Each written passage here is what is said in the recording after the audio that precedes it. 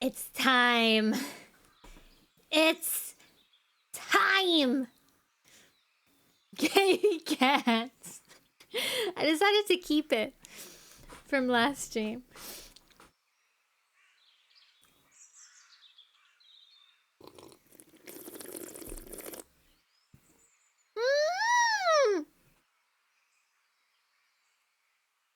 Hi, Cordy.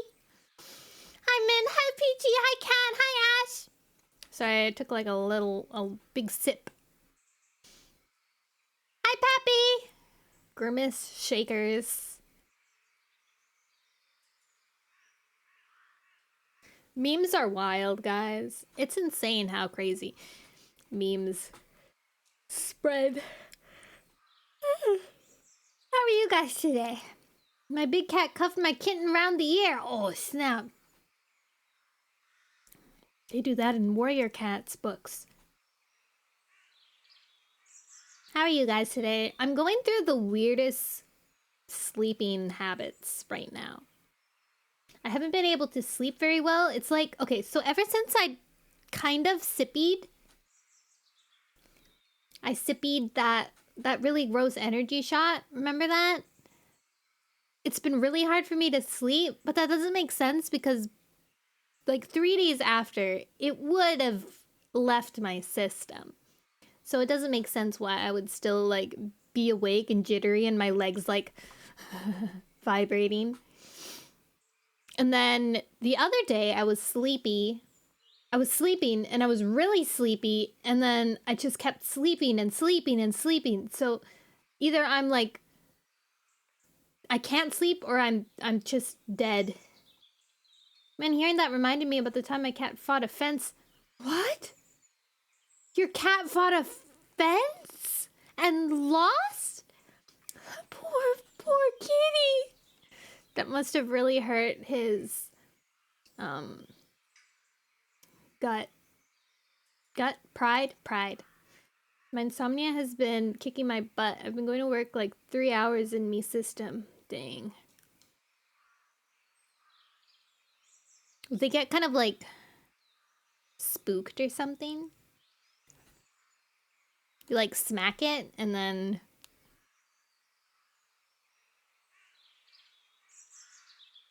the fence falls on them. Or like rebounds. I'm not sure. I have a coffee today.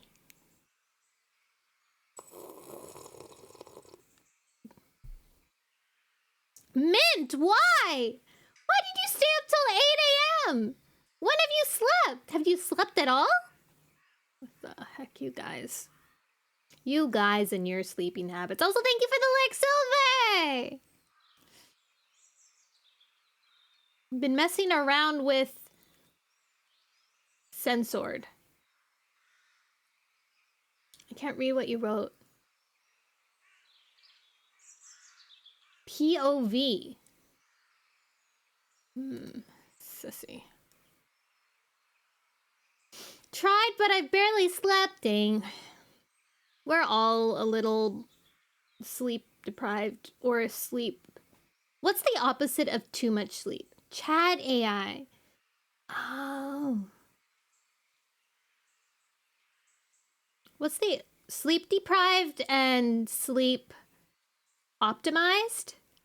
Too optimized.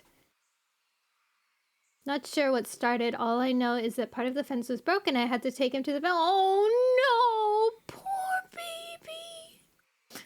Poor kitty cat. I want to kiss him. I love cats. I had a dream that my mom found like a cat that was being like mistreated and she tried to adopt it. Or she gave it like a flea bath because it was covered in fleas. This was like a few hours ago because I took a nap. And then we adopted it. And then my current cat was very happy with it. Coffee and was jittery all day. That makes sense. Gave him medicine and he was he was mad at you. Aww. Okay, hold on. I actually have to go to the bathroom before I sit down and chat. for however many hours. I should have went before, but I was a stinky butt. You got a Star Clan prophecy. Okay, I'll be back.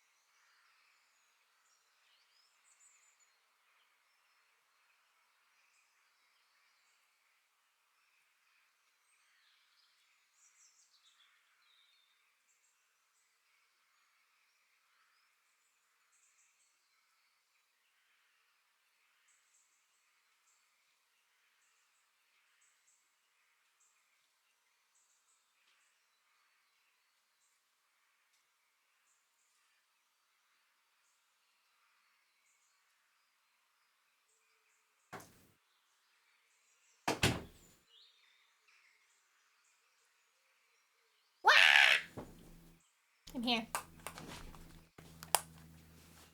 I'm back. I have like this really big sweater that I've been wearing. But when I'm wearing it, it's too hot, and if I take it off, then I feel too cold. But I'm gonna keep it off. Auditioning for FNAF with that scream.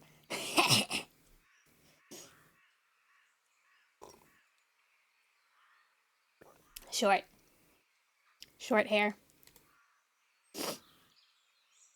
Okay, I think we should start because I'm really excited.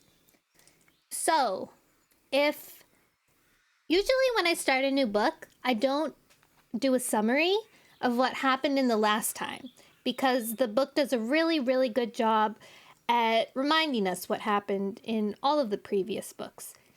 However, I will give a little bit of a summary for those who missed the end of the last book, because it's a big old whopper. So, at the end of the last book, Blue Star died. Blue Star is now dead. Blue Star's dead, and Fireheart has been promoted to leader. Well, he hasn't gotten through the ceremony yet. Blue Star, like, literally died, and then they're deciding what to do with her body. Like, that's how the last book ended. She died. So, if you're wondering where Blue Star is, she's dead. She died next to her kids, who came to save her life.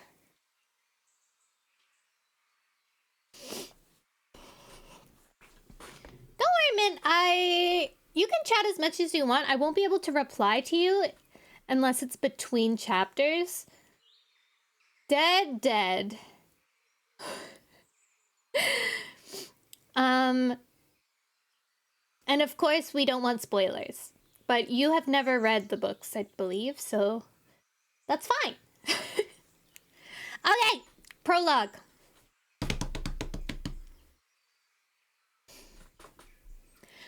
Rain fell steadily, drumming on the hard black thunderpath that led between unending rows of stone two-leg nests. From time to time, a monster snarled past, its eyes glaring, and a single two-leg scurried along, huddled in its shiny pelt.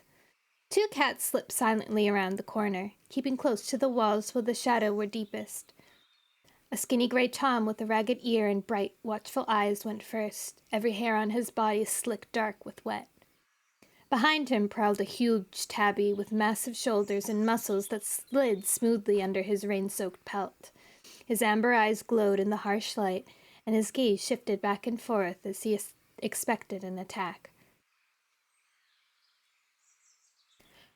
He paused where the dark entrance to a two-legged nest offered a little shelter and growled, "How much further? This place stinks." The gray Tom glanced back. "Not far now." "It had better not be." Grimacing, the dark brown tabby padded on, ears twitching irritably to flick away the raindrops. Harsh yellow light angled across him, and he flinched as a monster rolled around the corner, throwing up a wave of filthy water that reeked of two-leg rubbish. The cat let out a snarl as the water slopped around his paws and the spray drizzled down on his fur. Everything about the two-leg place disgusted him. The hard surface under his paws, the stench of the monsters, and the two legs they carried around in their bellies, the unfamiliar noises, and most of all, the way that he could not survive here without a guide. The tabby was not used to depending on another cat for anything. In the forest, he knew every tree, every stream, every rabbit hole. He was considered the strongest and most dangerous warrior in all the clans. Now his sharpened skills and senses were useless. He felt as if he were deaf, blind, and lame, reduced to following his companion like a kit trailing helplessly after its mother. But it would be worth it. The tabby's whiskers twitched in anticipation. He had already launched a plan that would turn his most hated enemies into helpless prey in their own territory. When the dogs attacked, no cat would suspect that they had been lured and guided every step of the way. And then, if things went according to plan, this expedition into Two-Leg Place would give him all that he had ever wanted. The gray cat led the way along the path and across an open space reeking of two-leg monsters, where a swirl of color from unnatural orange lights floated on puddles. He stopped by the entrance to a narrow alley and opened his jaws to draw in the scent of the air. The tabby halted and did the same, disgustedly wiping his tongue over his lips at the stink of rotting two-leg food. "Is this the place?" he asked. "This is it," the gray warrior replied tensely. "Now, remember what I told you. The cat we're going to meet holds command over many cats. We must treat him with respect." "Boulder, have you forgotten who I am?" The tabby took a step forward so that he towered over his companion. The skinny gray cat's ears flattened. "No, Tiger Star, I haven't forgotten. But you're not a clan leader here." Tiger Star grunted. "Let's get on with it," he growled. Boulder turned into the alley. He stopped short after a few paces when a huge shape loomed up in front of them. "Who goes there?" A broad-shouldered black and white cat stepped out of the shadows. Strong muscles were outlined under fur plastered to his body by the rain. "Identify yourselves. We don't like strangers here." "Greetings, Bone," the gray warrior meowed steadily. "Remember me?" The black and white cat narrowed his eyes and went silent for a few moments. "So you've come back, have you, Boulder?" he meowed at last. "You told us you were going to find a better life in the forest. What are you doing here?" He took a step forward, but Boulder held his ground, unsheathing his claws against the uneven ground. "We want to see Scrooge." Bone let out a snort, half contempt, half laughter. "I can't imagine that Scrooge would want to see you. And who's this with you? I don't recognize him." "My name's Tiger Star. I've come from the forest to speak with your leader." Bone's green eyes flickered from Tiger Star to Boulder and back again. "What do you want with him?" he demanded. Tiger Star's amber gaze burned like the two legs' lights reflected on the shining wet stones around them. "I'll discuss that with your leader, not his his border patrol." Bone bristled and extended his claws, but Boulder quickly slipped between him and Tiger Star. "Scrooge needs to hear this," he insisted. "It could be to every cat's advantage." A few heartbeats, Bone hesitated, and then he stepped back, allowing Boulder and Tiger Star to pass. His hostile glare scorched their fur, but he said nothing. Now Tiger Star took the lead, treading cautiously as the light faded behind them. On either side, skinny cats were slinking behind piles of rubbish, eyes gleaming as they followed the progress of the two intruders. Tiger Star's muscles tensed. If this meeting went wrong, he might have to fight his way out. A wall blocked at the end of the alley. Tigerstar stared around, looking for the leader of these cats of Two-Leg Place. He was expecting an even more massive creature than the broad-shouldered bone, and then first his gaze swept over a small black cat crouched in a shadowy doorway.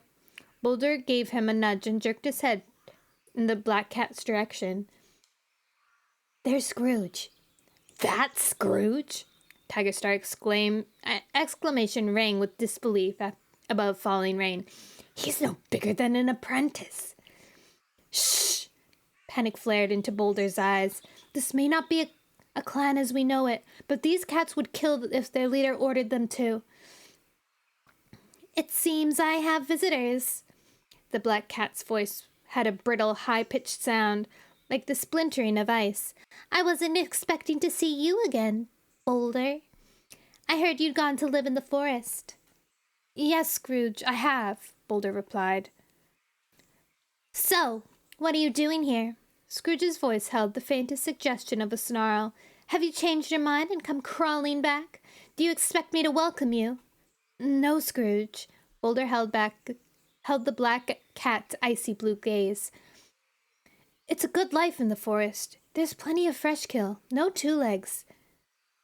"You haven't come to extol the virtues of forest life," Scrooge interrupted him with a flick of his tail. "Squirrels live in trees, not cats." His eyes narrowed, glinting with the pale fire. "So what do you want?" Tigerstar stepped forward, shouldering the gray warrior aside. "I am Tigerstar, the leader of Shadow Clan," he growled, "and I have a proposition for you." Da-na-na-na.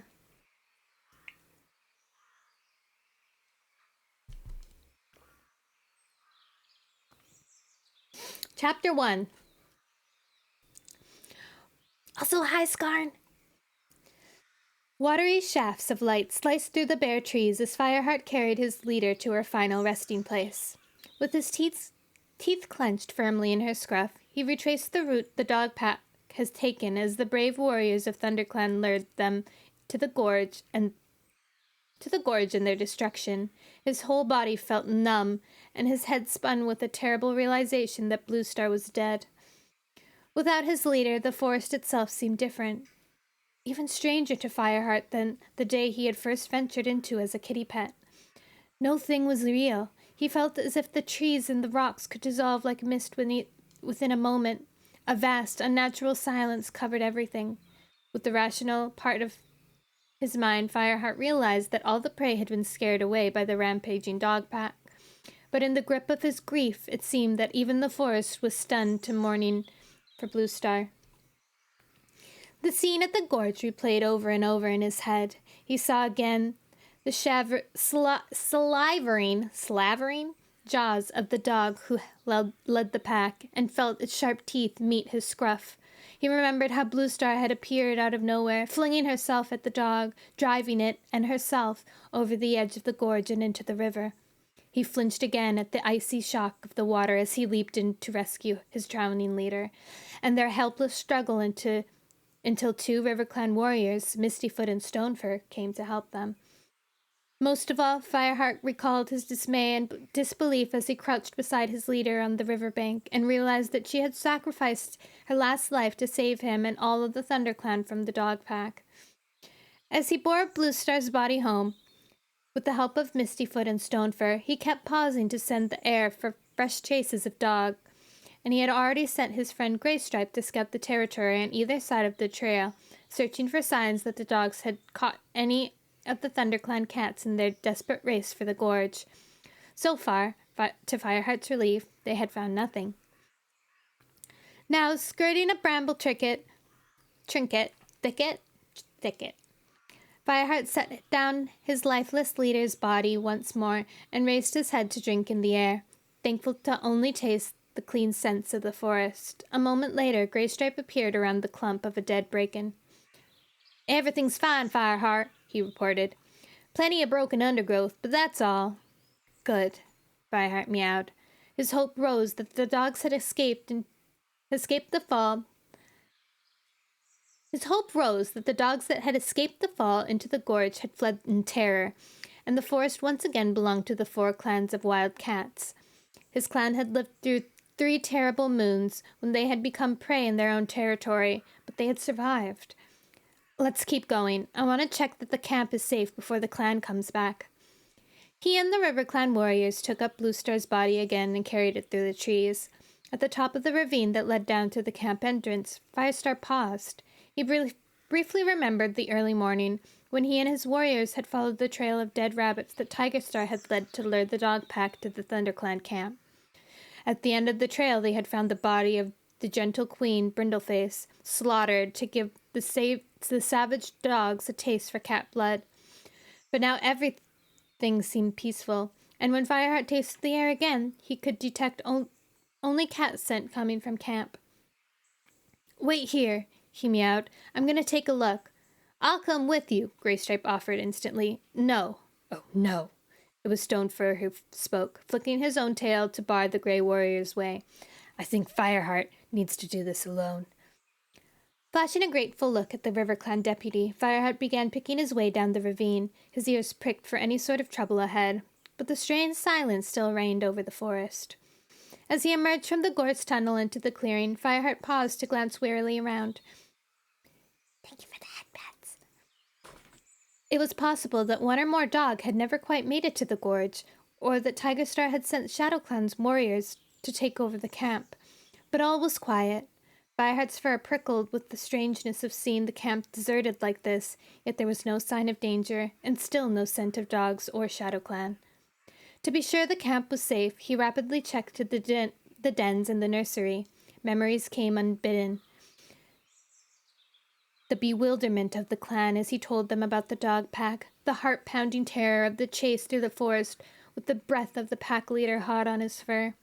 At the foot of the high rock, listening to the wind whispering through the trees, Fireheart thought back to the time Tigerstar had stood there, boldly facing his clan as they discovered the true depth of his treachery. He had sworn undying vengeance as he was sent into exile, and Fireheart was sure that his bloodthirsty attempt to set the dog pack on the cats of ThunderClan would not be his last attempt to fulfill his oath. Last of all, Fireheart prowled cautiously through the fern tunnel to Cinderpelt's den. Glancing through the entrance, he saw the medicine cat's healing herbs neatly ranged beside one wall. The strongest memory yet flooded over him, of Spotted Leaf and Yellowfang, who had been the ThunderClan's medicine cat before Cinderpelt. Fireheart had loved them both, and grief for them swept over him again to mingle with his grief for his leader. Blue Star is dead, he told them silently. Is she with you now, in StarClan? Retracing his steps along the fern tunnel, he returned to the top of the ravine. Greystripe was standing on watch while Mistyfoot and Stonefur gently groomed their dead leader's body. Everything's fine, Fireheart announced. Greystripe, I want you to go to Sunning Rocks now. Tell the clan that Blue Star is dead, but nothing more. I'll explain everything when I see them. Just let them know that it's safe to come home. Greystripe's yellow eyes brightened. On my way, Fireheart. He spun around and tore off through the forest, heading for Sunning Rocks, where the clan had gone to hide while the dogs were following Tigerstar's trail of rabbit blood to their camp. Stonefur, crouching beside Blue Star's body, let out a purr of amusement. It's easy to see where Greystripe's loyalties lie, he remarked. Yes, Mistyfoot agreed. No cat ever really thought he would stay in RiverClan. Greystripe's kits had been born to a RiverClan queen, and for a while he had gone to RiverClan to be with them, but in his heart he had never left ThunderClan. Forced into battle against his birth clan, he had chosen to save Fireheart's life, and the RiverClan leader Leopardstar had banished him from her clan. Her sentence of exile, Fireheart reflected, had freed the Grey Warrior to return where he truly belonged. With a nod of acknowledgement to the RiverClan warriors, Fireheart took up Blue Star again, and the 3 cats maneuvered her body down the ravine and into camp. At last they could lay her down in the den beneath the high rock, where she would remain until her clan had said farewell to her and buried her with all the honor that such a wise and noble leader deserved.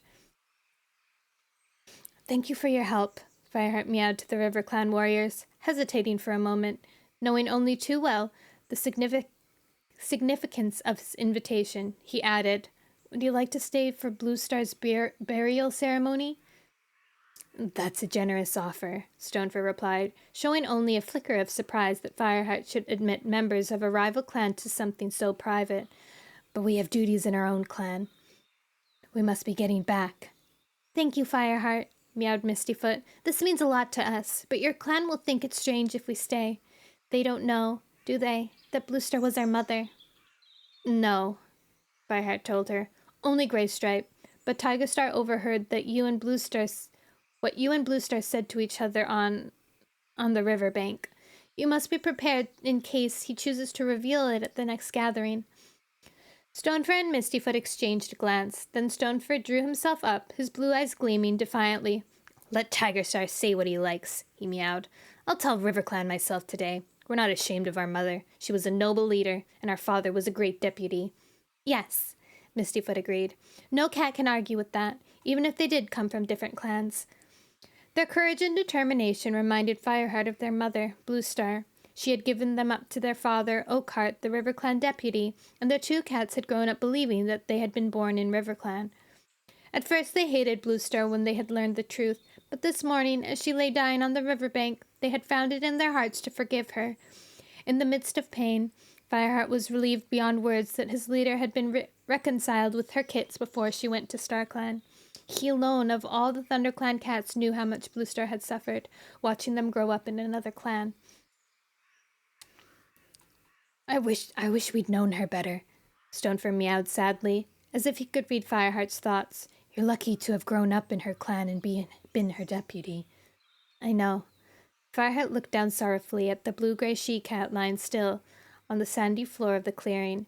Bluestar looked small and helpless now that her noble spirit had left her body and gone to hunt with StarClan. May we say goodbye to her alone? Mistyfoot asked tentatively. Just for a few moments? Of course, Fireheart replied. He padded out of the den, leaving Stonefur and Mistyfoot to crouch down beside Bluestar's body and share tongues with their mother for the first and last time. As he skirted the high rock, he heard the sound of cats approaching through the gorse tunnel. Hurrying forward, he saw Frostfur and Speckletail creep timidly into the clearing, hesitating in the shelter of the tunnel before they dared venture back into camp. With the same wariness, Brackenfur and Goldenflower followed. Pain stabbed Fireheart's heart to see his cats so wary of their own home, and his eyes sought out one warrior in particular, Sandstorm, the pale ginger she-cat he loved. He needed to know that she was unhurt after the crucial part she had played in luring the dog pack away from the camp. Fireheart spotted his nephew, Cloudtail. The white warrior was carefully escorting Lostface, a young she-cat who had suffered terrible injuries from the dog pack before they attacked the camp. Next, Cinderpelt came limping through the entrance with a bundle of herbs in her mouth, pushing eagerly behind her were Bramblepaw and Twinypaw, the two newest apprentices, who were also Tigerstar's kits. At last Fireheart saw Sandstorm padding along beside Willowpelt, while Willowpelt's three kits bounced around them, happily unaware of the crisis their cat had endured. A purr swelled in Fireheart's throat as he ran towards Sandstorm and pressed his muzzle into her flank. The pale orange warrior covered his ears with licks, and when he looked up at her, he saw a warm glow in her green eyes.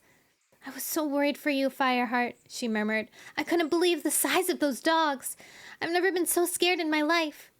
Nor have I, Fireheart confessed. All the time I was waiting, I kept thinking they might have caught you.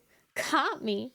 Sandstorm pushed away from him. The end of her tail was twitching, and for a heartbeat Fireheart thought he had offended her, until he saw the sparkle in her eyes. I was running for you and the clan, Fireheart. It felt as if I had the speed of StarClan. She paced into the center of the clearing and looked around, her expression clouding. Where's Bluestar? Greystripe told us she was dead. Yes, Fireheart replied. I tried to save her, but the struggle in the river was too much for her. She's in her den. He hesitated before adding, Mistyfoot and Stonefur are with her. Sandstorm turned to him, her fur bristling with alarm. There are RiverClan cats in our camp? Why? They helped me pull Bluestar out of the river, Fireheart explained, and she's their mother. Sandstorm froze and her eyes grew huge. Bluestar? But how?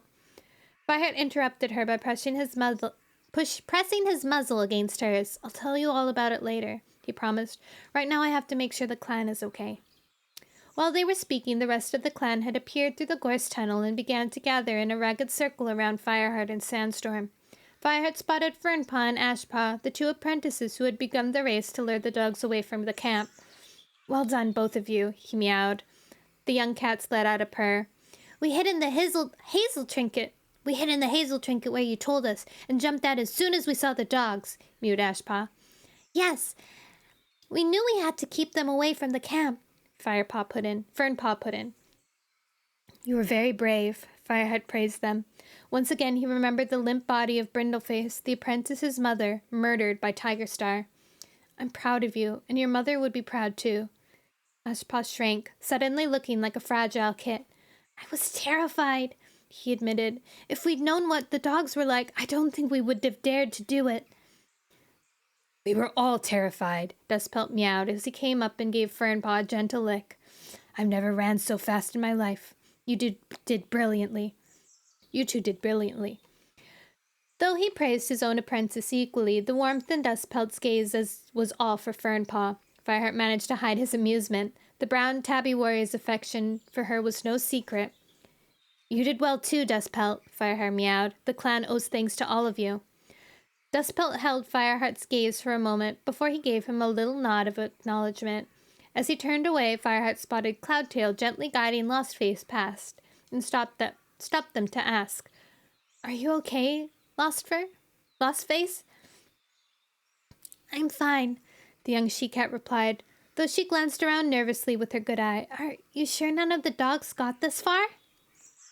"I checked the whole camp myself," Fireheart told her. "There are no signs of any dogs." "She was very brave at Sunning Rocks," mewed Cloudtail, touching his muzzle to Lostface's shoulder. She helped me keep watch from a tree." Lostface brightened. "I can see as well as I used to, but I can't see as well as I used to, but I can listen and scent." "Well done," Fireheart meowed. "You too, Cloudtail. I was right to rely on you." "They've all done well." That was Cinderpelt's voice. Fireheart turned to see her limping towards him with Mousefur just beside her. "There was no panic at all, not even when we heard the pack howling." "And every cat's okay?" asked Fireheart anxiously.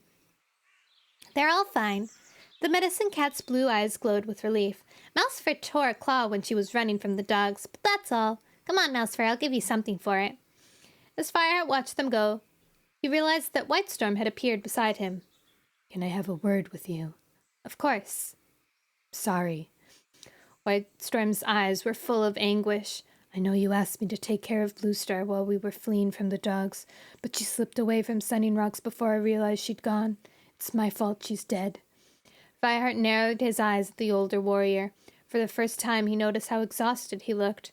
Although Whitestorm was the senior warrior of ThunderClan, he had always seemed strong and vigorous, his white coat sleeked and well-groomed.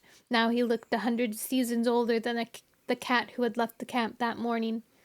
"That's ridiculous," Fireheart insisted.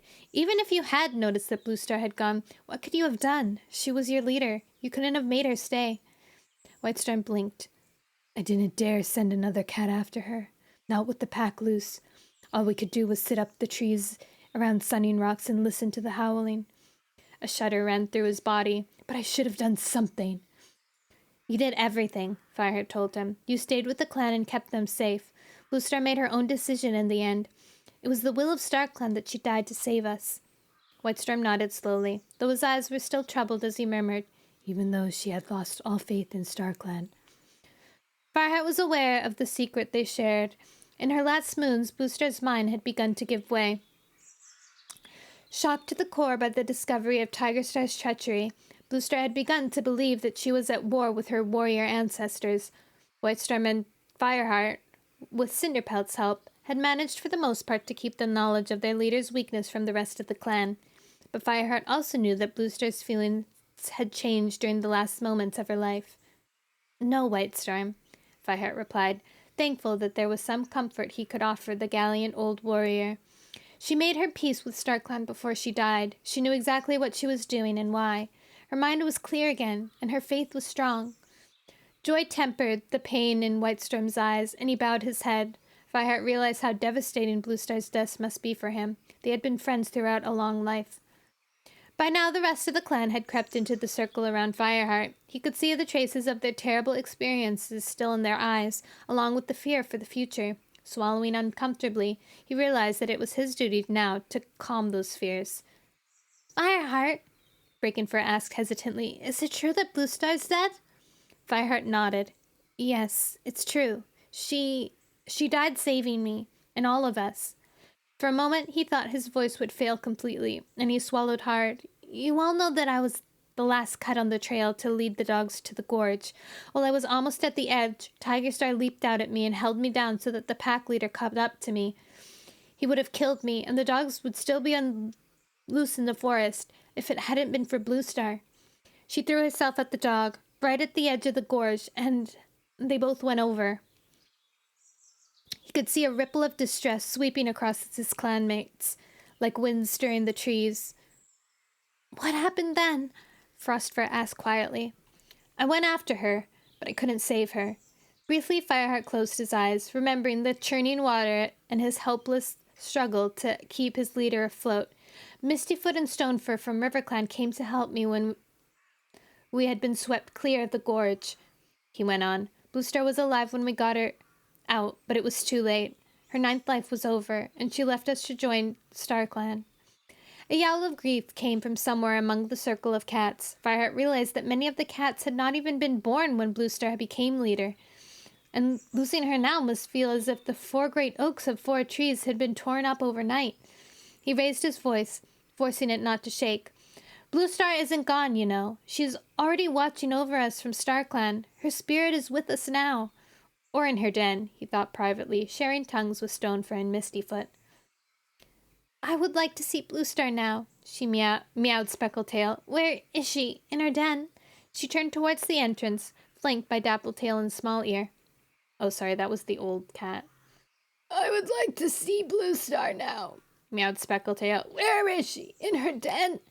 She turned towards the entrance, flanked by Dappletail and Small-Ear. I'll come with you, Frostfur offered, springing to her paws. Alarm shot through Fireheart, and he hoped to give Mistyfoot and Stonefur as much time as possible with their dead mother. But he suddenly realized that apart from Greystripe and Sandstorm, no cats even knew that the 2 RiverClan warriors were in camp. Wait, he began, shouldering his way through the circle. It was too late.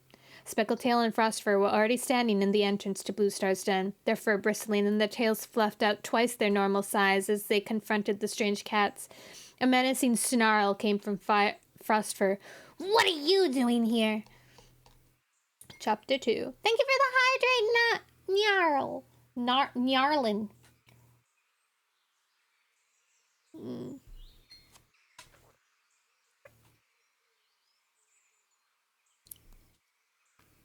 Everything got angry. Oh no, Cordy. Yeah, I always have trouble with like noise gate and keyword sounds.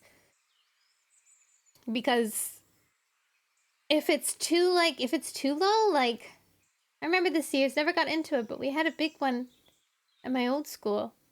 Really? We're on the very last book now. We read through all of the first 5 books on stream. We just started the new one. I mean the last one.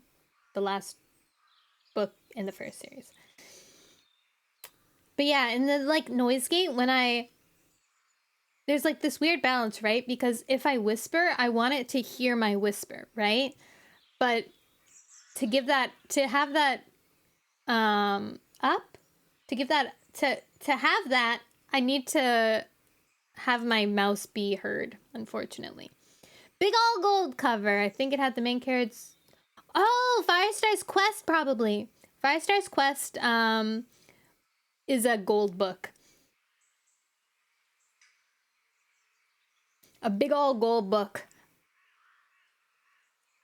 Big ol' gold book. Oh, so hello! Well, the thing is I don't have mic arm, so it's on my desk, so it's a bit of a scrabble. Oh, mine's like that too. I have an arm, but my mic is heavier than my arm.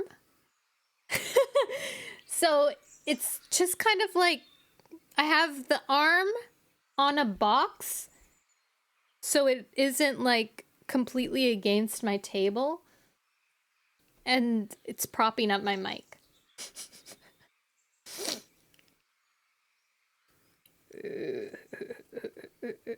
Okay. Chapter 2. As Fireheart bounded across to Blue Star's den, Speckletail spun around to face him. Her eyes were burning with anger. "There are 2 RiverClan cats here," she growled, "mauling our leader's body." No, they're not," Fireheart gasped. "They have a right to be here." He realized that the rest of the clan had gathered anxiously behind him, and he heard Cloudtail yowling a challenge, with snarls of rage breaking out all around.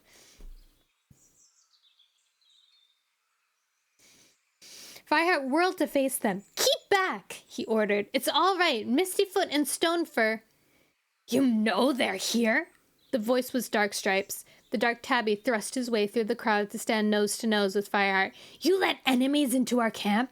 Into our leader's den?" Fireheart took a breath, forcing himself to stay calm. He deeply mistrusted the black-striped tabby. When the clan had been preparing to escape the dog pack, Darkstripe had tried to slip away with Tigerstar's kits. He had sworn that he knew nothing of Tigerstar's plot to destroy ThunderClan with the dogs, but Fireheart was not sure he believed him. "Have you forgotten what I told you?" he asked. "Mistyfoot and Stonefur helped me pull Bluestar out of the river." "So you say," Darkstripe spat. "How do we know you're telling the truth? Why should RiverClan cats help ThunderClan?" "They've helped us often enough in the past," Fireheart reminded him. "More of us would have died in the fire if RiverClan hadn't given us shelter." "That's true," meowed Mousefur. She had returned with Cinderpelt from the medicine cat's den in time to hear the confrontation, and now she pushed forward to stand beside Darkstripe. "But it's no excuse to leave them alone in the den with Bluestar's body.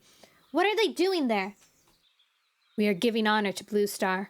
Stonefur spoke defiantly, and Fireheart turned his head to see the RiverClan deputy and Mistyfoot had appeared at the mouth of the den. They both looked taken aback at the reaction of the ThunderClan cats, their fur beginning to bristle as they realized they were being treated as intruders. "We wanted to say goodbye to her," Mistyfoot meowed. "Why?" Mousefur demanded. Fireheart's stomach clenched as Mistyfoot's face faced the light brown she-cat and answered, "She was our mother." Silence fell, broken only by the call of a blackbird from the edge of the camp. Fireheart's mind raced as he faced the shocked, hostile stares of his clan. His gaze missed Sandstorm's. She looked dismayed, as if she guessed that Fireheart would never have chosen for ThunderClan to discover their leader's secret like this. "Your mother?" growled Speckletail. "I don't believe it. Bluestar would never have allowed her kids to be raised in another clan." "Believe it or not, it's true," Stonefur retorted. Fireheart stepped forward, warning Stonefur to stay silent with a flick of his tail. "I'll deal with this now. You and Mistyfoot had better go." Stonefur gave him a curt nod and took his lead as he and Mistyfoot made their way towards the gorse tunnel. Fireheart heard 1 or 2 furious hisses as the ThunderClan cats parted to let them pass. "The thanks of the clan goes with you," Fireheart called out after them, his voice echoing thinly off the high rock. Mistyfoot and Stonefur didn't respond. They didn't even turn back to look before they vanished into the tunnel. Every hair on Fireheart's pelt prickled with the desire to turn and run from his new responsibilities. The secret that had been so heavily kept, that Bluestar had given up her kits to another clan, would be heavier still in the sharing. He wished that he had given more time to think of what to say, but he knew that it was better for his clan to hear the truth from him now instead of from Tigerstar at the next gathering. As clan leader, he had to face that task, however little he liked it. Dipping his head to Cinderpelt, he bounded up to the high rock. There was no need to summon the clan. They were already turning to look up at him. For a heartbeat, Fireheart was breathless, unable to speak. He could see their anger and confusion, and smell their fear scent. Darkstripe was watching him with narrowed eyes, as if he were already planning to tell Tigerstar. Bleakly, Fireheart reflected that Tigerstar already knew. He had heard what Bluestar said to her kits as she lay dying by the river. But the ShadowClan leader would certainly be pleased to hear about ThunderClan's confusion and Fireheart's own difficulties. Tigerstar was sure to find a way to twist it to his advantage for his quest for revenge against ThunderClan and his efforts to recover his kits, Bramblepaw and Twinypaw. Fireheart took a deep breath and began. It's true that Mistyfoot and Stonefur are Bluestar's kits. He struggled to keep his voice steady and prayed to StarClan to give him the right words so that the cats would not turn against Bluestar. Carter RiverClan was their father. When the kits were born, Bluestar gave them up to be brought up in his clan. How do you know? Snarled Frostfur. Bluestar would never have done that. If the RiverClan cats said so, they're lying. Bluestar told me herself, Fireheart replied. He met the white cat's gaze. Her eyes blazed with fury. Her teeth were bared, but she did not quite dare accuse him of lying. Are you telling us she was a traitor? She hissed. One or two cats yowled a protest. Phosphor spun around, her fur bristling, and Whitestorm rose to face her. Though the senior warrior looked stunned with shock, his voice was steady as he meowed. Bluestar was always loyal to her clan. If she was so loyal, Darkstripe put in, why did she let a clan from another clan father her kits? Fireheart found the question hard to answer. Not long ago, Greystripe had taken a mate from RiverClan, and his kits were growing up there now. The ThunderClan cats had been so horrified that Greystripe had felt he couldn't stay in his birth clan any longer. Although he had returned, some cats still felt hostile to him and doubted his loyalty. Things happen, Fireheart replied. When the kits were born, Bluestar would have brought them up to be loyal ThunderClan warriors, but... I remember those kits. This time the interruption was from Small Ear. They disappeared out of the nursery. We all thought a fox or badger had gotten them. Bluestar was distraught. Are you saying that was all a lie? Fireheart looked down at the old gray tomcat. No, he promised. Bluestar was devastated at the loss of her kits, but she had given them up in order to become the clan deputy. You're telling us her ambition meant more to her than her kits? Asked Dustbelt. The brown warrior sounded puzzled rather than angry, as if he couldn't reconcile this image with the wise leader he had always known. No, Fireheart told him. She did it because the clan needed her. She put the clan first, just as she always did. That's true, Whitestorm agreed quietly. Nothing meant more to Bluestar than ThunderClan. Mistyfoot and Stonefur are proud of her courage, both then and now, Fireheart went on, as we should be.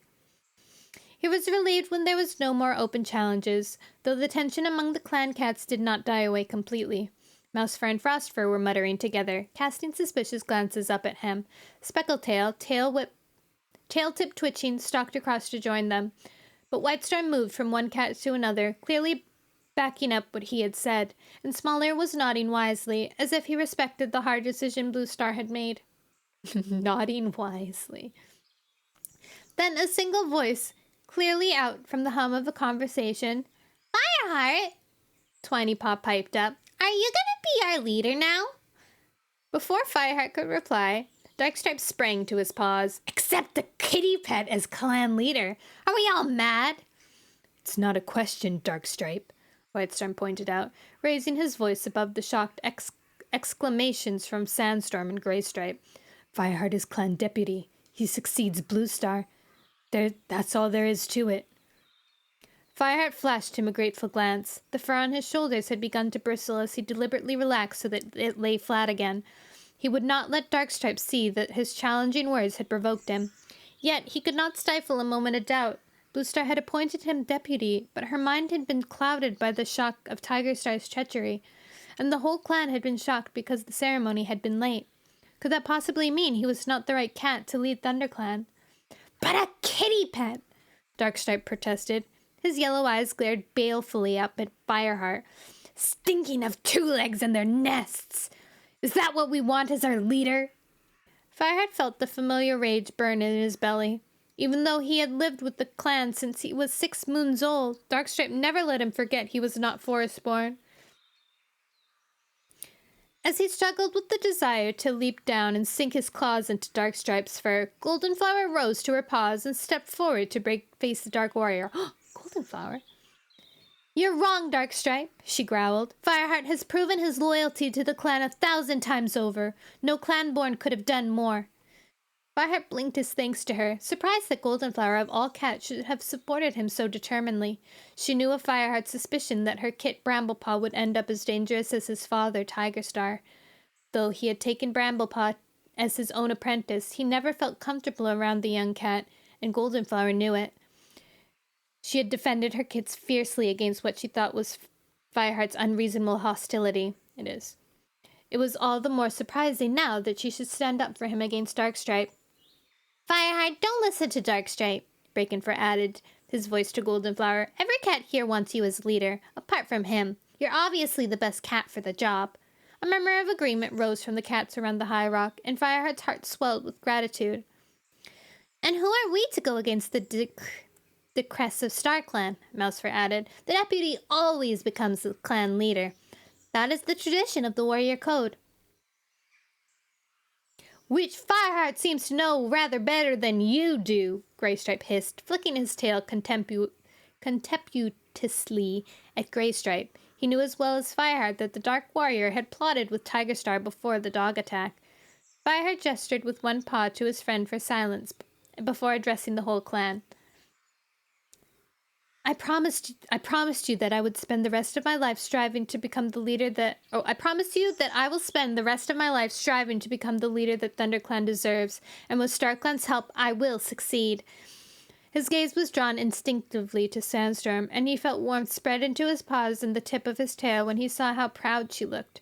As for you, Darkstripe, Fireheart spat, unable to hide his anger, if you don't like the thought of being led by a kitty pet, you can always leave. The Dark Warrior lashed his tail. There was pure hatred in the look he threw Fireheart. If I had never come to the forest, Fireheart realized, Tigerstar would be leader now, and you would be deputy. He had never intended to provoke a public confrontation with Darkstripe, but the Dark Tabby had driven him into it. The ThunderClan could not afford to lose any warriors. A large part of Fireheart wanted Darkstripe to take him to his word and leave the clan for good. Yet at the same time, he knew that Darkstripe would go straight to ShadowClan and Tigerstar. It was better, Fireheart admitted to himself, to keep his enemies apart. Darkstripe would be less of a threat in ThunderClan, where Fireheart could keep an eye on him.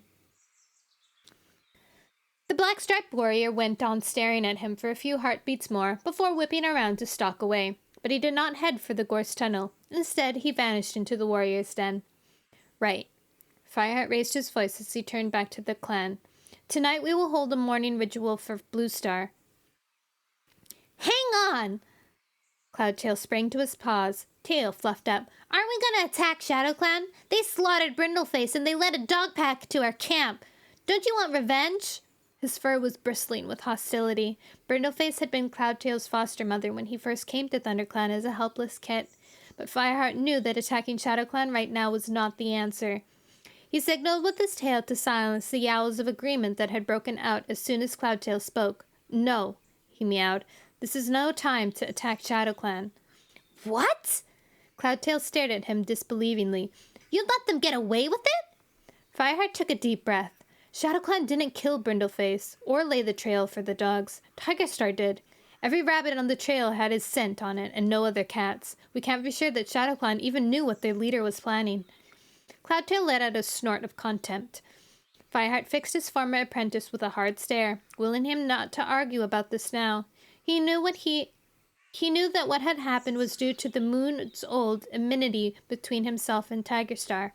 The ShadowClan leader would have been pleased to wipe out ThunderClan and take their territory for his own, but that was not his real motives for bringing the pack of dogs on the camp.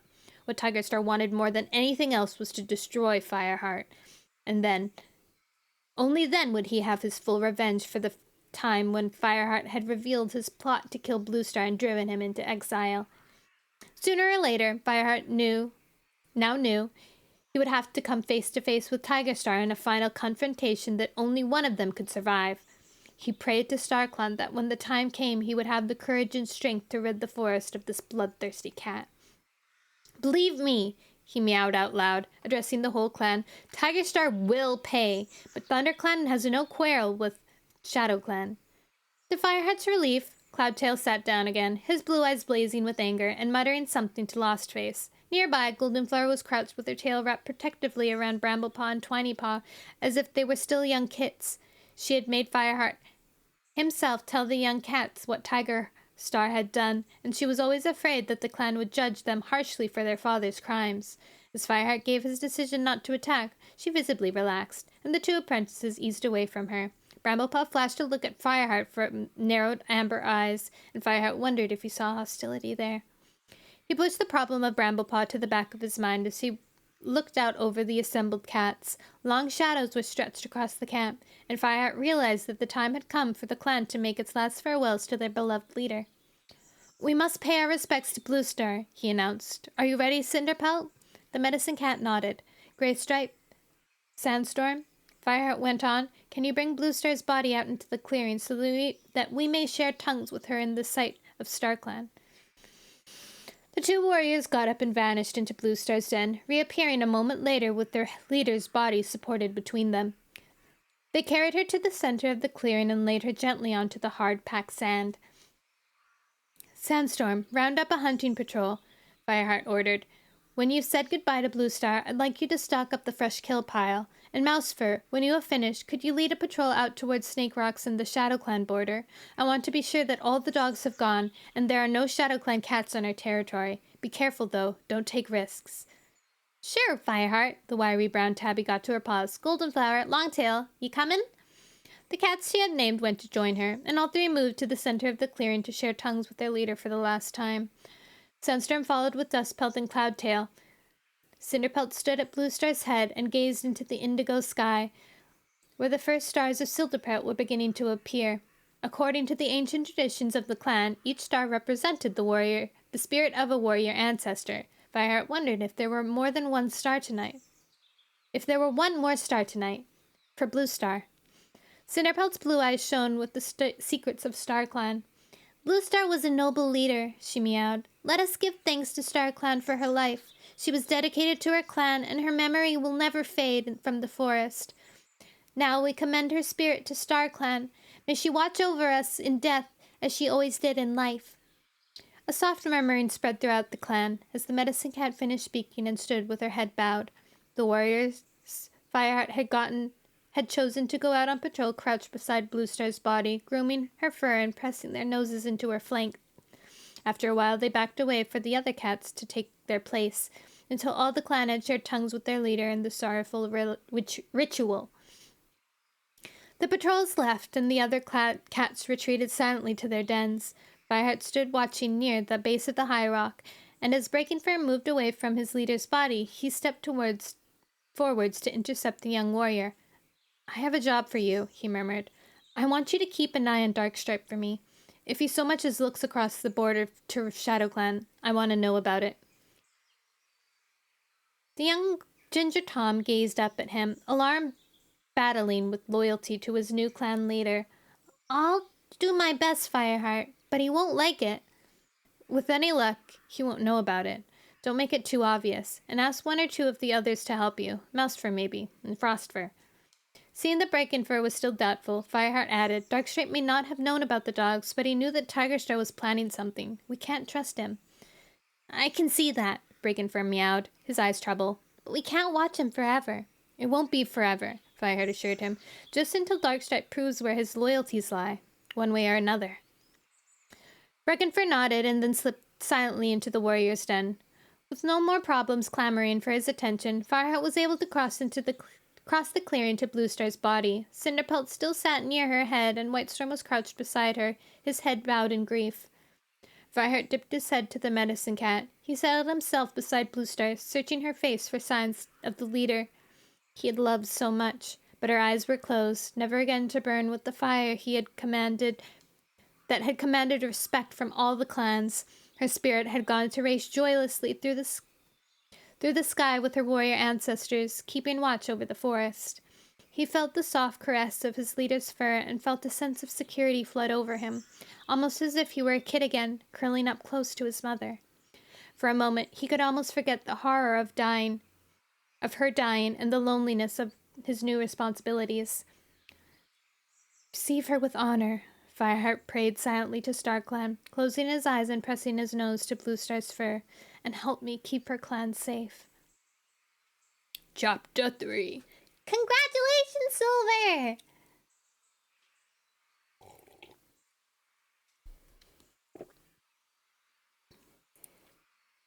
Chapter 3.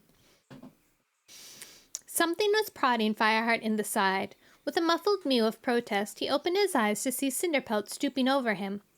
You dozed off, she murmured, but you'll have to wake up now. It's time to bury Bluestar. Fireheart staggered to his paws. He flexed each stiff leg in turn and passed the dry tongue over his lips. He felt as if he had been crouching in the clearing for at least a moon. Oh, sorry. Oh no, not the ads. The sense of comfort he had felt as he slept was replaced by a wave of guilt. Did any cat see? He muttered to Cinderpelt. The medicine cat's blue eyes gleamed with... Oh, okay, I'll pause. I'll wait for you. Mint. 1 of 5 ads. That's a lot. Okay. I'll start reading the chapter over when you're free from ads. Just drink some coffee while I wait.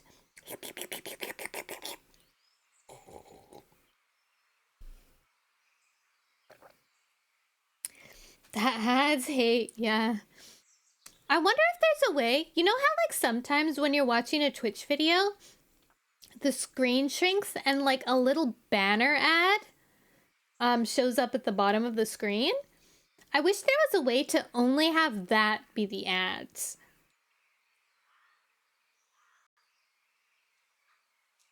Silver doesn't get ads. Silver's a sub.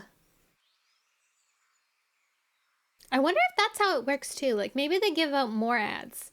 I don't know how it works. I wish that they would all be banner ads because then at least you can still watch the liver and it's not like that annoying.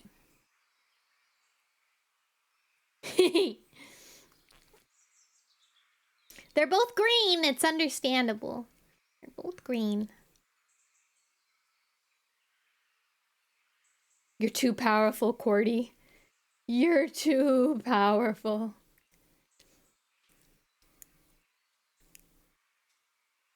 Curse you, I've gotten all your ads. They're here. They're watching you. It's so funny listening to ads too. Like, because they're like Twitch ads, right? A lot of the time they're like streamers and they're like, I love gaming. To make sure I can game, I drink this drink. It's delicious. My internet speed needs to be high because I game all the time. Thanks to this internet cable, I can game 24/7 without any Wi-Fi things. Twitch ads are really loud. Also, welcome back, Mint. I paused reading so that you could come back. Thank you for the follow, Men Sniffer, Roblox gamer. All right, chapter 3. Something was prodding Fireheart in the side. With a muffled mew of protest, he opened his eyes to see Cinderpelt stooping over him. You dozed off, she murmured. But you'll have to wake up now. It's time to bury Bluestar. Fireheart staggered to his paws. He flexed each stiff leg in turn and passed his dry tongue over his lips. He felt as if he had been crouched in the clearing for a moon at least. The sense of comfort he had felt as he slept was replaced by a wave of guilt. Did any cat see? He muttered to Cinderpelt. The medicine cat's blue eyes glimmered with sympathy. Only me. Don't worry about it, Fireheart. No cat would blame you after what happened yesterday. Fireheart glanced around the clearing. The pale light of dawn was just beginning to seep through the trees. A few tail lengths away, the elders had assembled to carry out their duties of bearing Bluestar's body to the burial place. The rest of the clan were slowly emerging from their dens, forming 2 lines between Bluestar's body and the entrance to the gorse tunnel. At a nod from Cinderpelt, the elders took up the body and carried Bluestar between the rows of her grieving warriors. Every cat bowed his head.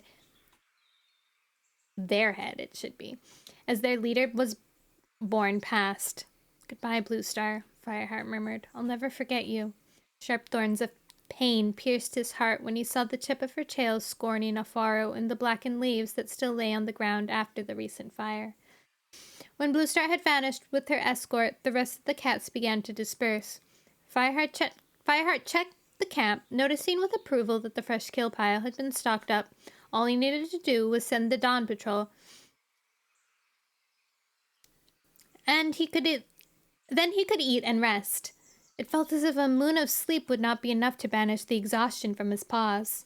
Well, Fireheart, meowed Cinderpelt. Are you ready? Fireheart turned, puzzled. Ready? To go to the Moonstones to receive your 9 lives from StarClan. The tip of Cinderpelt's tail twitched. Fireheart, surely you haven't forgotten. Fireheart shuffled his paws uneasily. Of course he hadn't forgotten the ancient ceremony to initiate all new clan leaders, but somehow he hadn't realized that it would take place right away. He felt dazed by the speed at which everything was happening, bearing him forward relentlessly like a swift waters of the gorge that had almost drowned him. Fear rose in his throat and he swallowed quickly. No leader ever spoke of the mystic rite, so no other cat, except for the medicine cats, knew what happened there.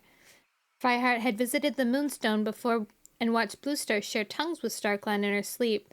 That experience had been awe-inspiring enough. He could not imagine what would happen when he had to lie beside the sacred stone himself and share dreams with his warrior ancestors. On top of this, he knew that the High Stones, where the Moonstone lay, in a cavern far underground, was a whole day's journey away, and the ritual demanded that he not eat beforehand, not even the strengthening herbs that other cats took for the journey. StarClan will give you strength, meowed Cinderpelt, as if she had read his thoughts. Fireheart muttered in vague agreement. Glancing around, he spotted Whitestorm on his way to the warrior's den and summoned the older warrior with a flick of his tail. I've got to go to Highstones, he meowed. Will you take charge of the camp? We'll need a dawn patrol. Consider it done, promised Whitestorm, and added, StarClan go with you, Fireheart. Fireheart took one last look around the camp as he followed Cinderpelt towards the gorse tunnel. He felt as if he were going on a long journey, further than he had ever traveled before, where the prospect of return looked doubtful. In a way, he never would return, for the cat who came back would have a new name, new responsibilities, and a new relationship with StarClan. As he turned away, a yowl sounded behind him. Graystripe and Sandstorm were racing across the clearing. You aren't sneaking off without saying goodbye, Graystripe panted, skidding to a halt. Sandstorm said nothing, but she twined her tail with Fireheart's and pressed close to his side. I'll be back tomorrow, Fireheart meowed. Listen, he added awkwardly. I know things will be different now, but I'll never stop needing you. Both of you. No cat has ever had such good friends. Graystripe butted him in the shoulder. We know that, you stupid furball, he mewed. Sandstorm's green eyes shone as she gazed into Fireheart's. We'll always need you too, Fireheart, she murmured. And you'd better not forget that. Fireheart, come on! Cinderpelt called from where she was waiting at the entrance of the gorse tunnel. We have to reach Highstones by nightfall. And remember, I can't move as fast as you. Coming! Fireheart gave each of his friends a quick lick before plunging into the gorse tunnel after the medicine cat. His heart felt full of hope as he caught up to her and made his way to the top of the ravine. He might have been leaving his old life behind, but he could take with him everything that was important. The sun was up in a clear blue sky, and the frost had melted from the grass by the time the two cats reached Four Trees, where the gatherings were held between all 4 clans every full moon. I hope we don't meet a Wind Clan patrol, Fireheart remarked as they crossed the border into the high, exposed moorland, leaving the shelter of the forest behind them. Not long before, Bluestar had tried to launch an attack on Wind Clan, accusing them of stealing prey from ThunderClan. Fireheart had disobeyed his leader and risked accusations of treachery to avoid a battle. Although Tallstar, the Wind Clan leader, had been prepared to make peace, Fireheart could imagine that the Wind Clan cats might still bear a grudge. They won't stop us, Cinderpelt replied calmly. They might try, Fireheart argued. I'd rather avoid them altogether. His hopes were dashed as he and Cinderpelt reached the crest of a stretch of moorland and saw a Wind Clan patrol picking their way through the heather a few fox lengths below. They were downwind, so Fireheart had not detected their scent as a warning. The leader of the patrol raised his head, and Fireheart recognized the warrior Tornir. His heart sank when he saw his old enemy Mudclaw was just behind him, with an apprentice Fireheart didn't know. He and Cinderpelt waited as the Wind Clan cats bounded through the heather towards them. There was no point in trying to avoid them now. Mudclaw curled his lip into a snarl, but Tornir dipped his head as he halted in front of Fireheart.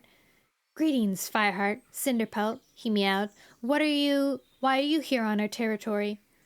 We're on our way to the High Stones, Cinderpelt replied, taking a step forward. Fireheart felt a surge of pride to see the respectful nod the Wind Clan warrior gave to his medicine cat.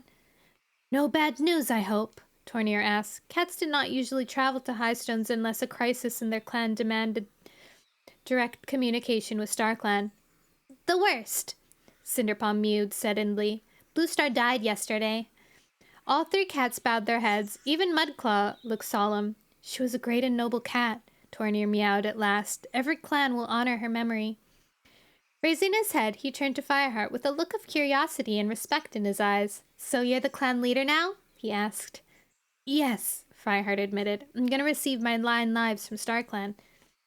Tornir nodded, his gaze traveling slowly over the warrior's flame-colored pelt. You're young, he commented, but something tells me you'll make a fine leader. Thank you, Fireheart stammered, taken by surprise. Cinderpelt rescued him. We mustn't stay, she meowed. It's a long way to Highstones. Of course. Tornir stepped back. We'll tell Tallstar your news. May StarClan be with you, he called as the 2 ThunderClan cats bounded away. On the edge of the uplands, they paused again and looked down over a very different landscape. Instead of a bare hillside broken by outcrops of rocks and patches of heather, Fireheart saw a scattering of 2-leg nests among the fields and hedge growth. In the distance, the Thunderpath cut a swath across the land, while beyond that jagged hills reared up. The barren slopes looked gray and threatening. Fireheart swallowed. That desolate region was where they were headed. He realized that Cinderpelt was looking up at him with understanding in her blue eyes. Everything's different, Fireheart confessed. You saw those Wind Clan cats. Even they don't treat me in the same way anymore. He knew he could never say these things to anyone except the medicine cat, not even to Sandstorm. It's as if every cat expects me to be noble and wise. But I'm not. I'll make mistakes, just like I did before. Cinderpelt, I'm not sure I can do this. Mousebrain. Fireheart was both shocked and comforted by the teasing note in Cinderpelt's voice. When you make mistakes, not if, Fireheart, when. I'll tell you about them, believe me. More seriously, she added, and I'll still be your friend no matter what. No cat that ever lived was perfect all the time. Bluestar wasn't. The trick is to learn from your mistakes and have the courage to be true to your heart. She turned her head and rasped her tongue over his ears. You'll be fine, Fireheart. Now let's go. Fireheart let her lead the way down the slope and across the 2-leg farmland. The 2 cats picked their way over the sticky earth of a plowed field that skirted the 2-leg nest, where the 2 loners, Barley and Ravenpaw, lived. Fireheart kept the lookout, but there was no sign of them. He was sorry not to see them, for both cats were good friends to ThunderClan, and Ravenpaw was once trained alongside Fireheart as an apprentice. The distant barking of dogs sent shivers through Fireheart's fur as he remembered the horror of being chased by the pack. Keeping to the shadows of the hedges, they eventually reached the Thunderpath and crouched beside it, their fur ruffled by the wind of monsters racing past them. The strong reek of the fumes flooded Fireheart's nose and throat, and his eyes stung. Cinderpelt braced herself beside him, waiting for a space between the monsters when it would be safe to cross. Fireheart felt anxious for his friend. Her leg had been permanently injured in an accident at the edge of the Thunderpath many moons ago, when she had still been his apprentice. The old injury would slow her down. We'll go together, he meowed, feeling the familiar guilt that he had not prevented her accident. Whenever you're ready. Cinderpelt gave a tiny nod. Fireheart guessed she was afraid, but she wouldn't admit it. A moment later, after a brightly colored monster flashed past, she meowed, Now! And limped rapidly out on the hard, black surface. Fireheart bounded at her side, forcing himself not to leave her behind even though his heart was hammering and every instinct screamed at him to run across as quickly as he could. He heard the roar of a monster in the distance, but before it arrived, he and the medicine cat were safe in the hedgerow on the other side. The medicine cat let out a gusty sigh. Thanks, StarClan, that's over. Fireheart murmured agreement, though he knew they still had to face the return journey. Already the sun was sliding down the sky. The land on this side of the thunder path was less familiar to Fireheart, and every sense was alert for danger as they began to climb towards High Stones. But all he could hear was prey scuffling in the scanty grass. The tempting scent flooded in his mouth, and he wished he were allowed to stop and hunt. As Fireheart and Cinderpelt reached the foot of the final slope, the sun was setting behind the peak. The evening shadows were lengthening, and a chill crept over the ground. Above his head, Fireheart could make out a square opening beneath the overhang of stone. "We've reached the mother mouth," Cinderpelt meowed. "Let's rest for a moment." She and Fireheart lay down together on a flat rock while the last of the light of day died from the sky, and the stars of Silverpelt began to appear. The moon flooded all the landscape in a cold, frosty light. "It's time," mused Cinderpelt. All his misgivings coursed through Fireheart once again, and at first he thought his paws would not carry him, but he rose and began walking forward, the sharp stones biting into his pads, until he stood beneath the arch known to the clans as Mothermouth. The black tunnel yawned into darkness. From his previous visit, Fireheart knew that there was no point in straining his eyes to see what lay ahead. The blackness was unbroken all the way to the cavern where the moonstone lay. As he hesitated, Cinderpelt stepped forward confidently. "Follow my scent," she told him. "I will lead you to the moonstone. From now on, until the ritual is over, neither of us must speak." "But I don't know what to do," Fireheart protested. "When we reach the moonstone, lie down and press your nose to it." Her blue eyes gleamed in the moonlight. "StarClan will send you to sleep so you may meet with them in your dreams." There was a forest full of questions that Fireheart wanted to ask her, but none of those answers would help him overcome the creeping dread he felt. He bowed his head in silence and followed Cinderpelt as she made her way into the darkness. The tunnel sloped steadily downwards, and Fireheart soon lost his sense of direction as it wound back and forth. Sometimes the walls were so close together that his fur and whiskers brushed its sides. His heart thumped wildly, and he opened his mouth to draw in Cinderpelt's comforting scent, terrified at the thought he might lose her. At last he realized that he could see Cinderpelt's ears outlined against a faint light overhead. Other scents began to reach him, and his whiskers twitched in a flow of cold, fresh air. A heartbeat later, he rounded a bend in the tunnel, and the light grew suddenly stronger. Fireheart narrowed his eyes as he padded forward, sensing that the tunnel had opened out into a cave. High above his head, a hole in the roof showed a clink of night sky. A shaft of moonlight shone through it, falling directly onto a rock in the center of the cavern. Fireheart drew his breath sharp. He had seen the moonstone once before, but he had forgotten just how startling it was. About 3 tail lengths high, tapering towards its top, it reflected the moonlight in its dazzling crystal as if a star had fallen into the earth. The white light lit up the whole cave, turning Cinderpelt's gray fur to silver. She turned towards Fireheart and signaled him with her tail to take his place beside the moonstone. Unable to speak, even if he could think of anything to say, Fireheart obeyed. He lay down in front of the stone, settling his head on his paws so that his nose touched the smooth surface. The cold was a shock, so that he almost drew back, and for a moment he blinked at the light of the stars sparkling in the depths of the stone. Then he closed his eyes and waited for StarClan to send him to sleep. "Hi, Sheeshman! I'm good, how are you?" Sorry, I had to finish the chapter before I could actually say anything.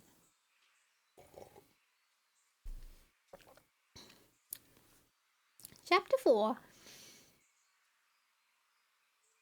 All was darkness and cold. Fireheart had never been so cold. He felt as if every scrap of warmth and life were being sucked out of his body. His legs twitched as painful cramps clutched at them. He imagined that he was made of ice, and if he tried to move, he would shatter into 1,000 brittle fragments. But no dreams came. No sight or sound of StarClan. Only the cold and the darkness. Something must be wrong, Fireheart thought, beginning to panic. He dared to open his eyes in a narrow slit. At once they flew wide in shock. Instead of the shining moonstone in a cavern far below the ground, he saw short, well-trodden grass stretching away. Night scents flooded over him, of green, glowing growing things moist in dew. A warm breeze ruffled his fur. Scrambling into a sitting position, Fireheart realized he was in the hollow at the 4 trees, near the base of the great rock. The towering oaks, in full leaf, rustled over his head, and Silverpelt glittered beyond them in the night sky. How did I come here? He wondered. Is this the dream that Cinderpelt promised? He raised his head and looked up at the sky. He could not remember it being so clear. Silverpelt looked closer than it had been, than he had ever seen before, scarcely higher than the topmost branches of the oaks. As Fireheart gazed at it, he realized something that sent the blood thrilling through his veins like liquid fire. The stars were moving. They swirled before his disbelieving eyes and began to spiral downward towards the forest, towards 4 trees, towards him. Fireheart waited, his heart pounding. And the cats of StarClan came stalking down the sky. Frost sparkled at their paws and glittered in their eyes. Their pelts were white flame. They carried the scent of ice and fire and the wild places of the night. Fireheart crouched before them. He could scarcely bear to go on looking, and yet he could not bear to look away. He wanted to absorb this moment into every hair on his pelt so that it would be his forever. After a time that might have lasted 100 seasons or a single heartbeat, all the cats of StarClan had come down to earth. All around Fireheart, the hollow of 4 trees was lined with their shimmering bodies and blazing eyes. Fireheart crouched in the center, surrounded on all sides. He began to realize that some of the starry cats, those sitting closest to him, were achingly familiar. Blue Star! Joy pierced him like a thorn in his heart. And Yellowfang! He drew in the familiar, sweet scent and turned his head to see a tortoiseshell fur and gentle face that he dreamed of so often. Spotted Leaf! Oh, Spotted Leaf! His beloved medicine cat had come back to him. Fireheart wanted to spring to his paws and yowl his joys to the whole forest, but awe kept him silent, still crouching. Welcome, Fireheart. The sound seemed to belong to all the cats Fireheart had ever known, and yet, at the same time, in one clear voice, Are you ready to receive your 9 lives? Fireheart glanced around, but he couldn't see any speaking cats. Yes, he replied, forcing his voice not to shake. I'm ready. A golden tabby cat rose to his paws and strode forward, his head and tail high. Fireheart recognized Lionheart, who had become Blue Star's deputy when Fireheart was still an apprentice and who had died soon after a battle with ShadowClan. He had been an old cat when Fireheart knew him, and now he looked young and strong again, his coat shining with pale fire. Lionheart! Fireheart gasped. Is it really you? Lionheart did not reply. When he was close enough, he stood and touched his nose to Fireheart's head. It burned against him like the hottest flame and the coldest ice. Fireheart's instincts was to shrink away, but he could not move. With this life, I give you courage, Lionheart murmured. Use it well in defense of your clan. At once a bolt of energy sheared through Fireheart like lightning, setting his fur on end and filling his senses with deafening roar. His eyes grew dark, and his mind filled with a chaotic swirl of battles and hunts, the feeling of claws raking across his fur and teeth meeting the flesh of prey. The pain ebbed, leaving Fireheart weak and trembling. The darkness faded, and he found himself in the unearthly clearing again. If that was 1 life received, he had 8 more to go. How will I bear it? He thought in dismay. Lionheart was already turning away, moving back to his place in the ranks of StarClan. Another cat rose and came towards Fireheart. At first, Fireheart did not recognize him. Then he glimpsed a dark, dappled coat and bushy tail and realized this must be Redtail. Fireheart had never met the ThunderClan deputy, who was murdered by Tigerstar on the very day Fireheart came to the forest as a kitty pet, but he had sought out the truth about his death and used it to prove Tigerstar's treachery. Like Lionheart, Redtail bowed his head and touched his nose to Fireheart's. With this life, I give you justice, he mewed. Use it well as you judge the actions of others. Once more an agonizing spasm rushed through Fireheart, and he had to grit his teeth to stop himself from yowling. When he recovered, panting as if he had raced all the way back to camp, he saw Redtail watching him. Thank you, the former deputy meowed solemnly. You revealed the truth when no other cat could. Fireheart managed to nod in acknowledgement as Redtail went back to sit beside Lionheart again, and a third cat emerged from the ranks. This time, Fireheart's jaws dropped open when he recognized the beautiful Tabby, her coat glimmering with a silvery sheen. It was Graystripe's lost love, Silverstream, the River Clan queen who had died bearing her kits. Her paws scarcely skimmed the ground as she bent down to him. With this life, I give you loyalty to what you know to be right, she meowed. Fireheart wondered if she was referring to the way he had helped Graystripe see his forbidden love, trusting the strength of their relationship, even though it went against the warrior code.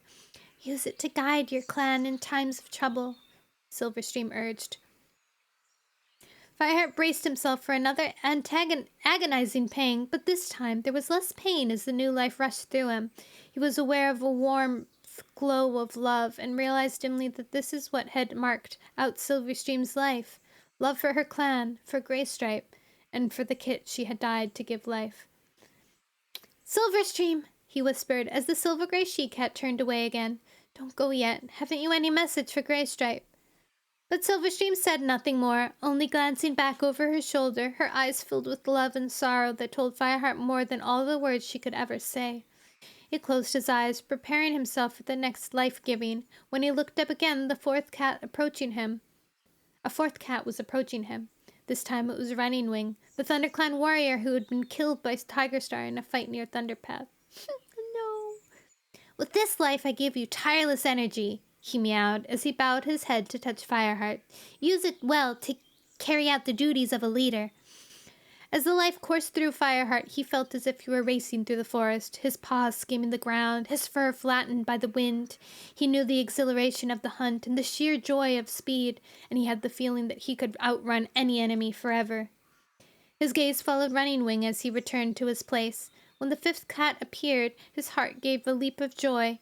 It was Brindleface, Cloudtail's foster mother, who had been cruelly slaughtered by Tigerstar to give the dog pack a taste for cat blood. With this life, I give you protection, she told him. Use it well to care for your clan as a mother cares for her kits. Fireheart expected this life to be gentle and loving like Silverstream's, but he wasn't ready for the bolt of ferocity that transfixed him. He felt as though all the fury of the ancient ancestors, Tiger Clan and Lion Clan, were pulsing through him, challenging any cat to harm the weaker. Faceless shadows that crouched by his paws. Shocked and trembling, Fireheart recognized a mother's desire to protect her kits, and realized how much Brindleface had loved them all, even Cloudtail, who was not her own.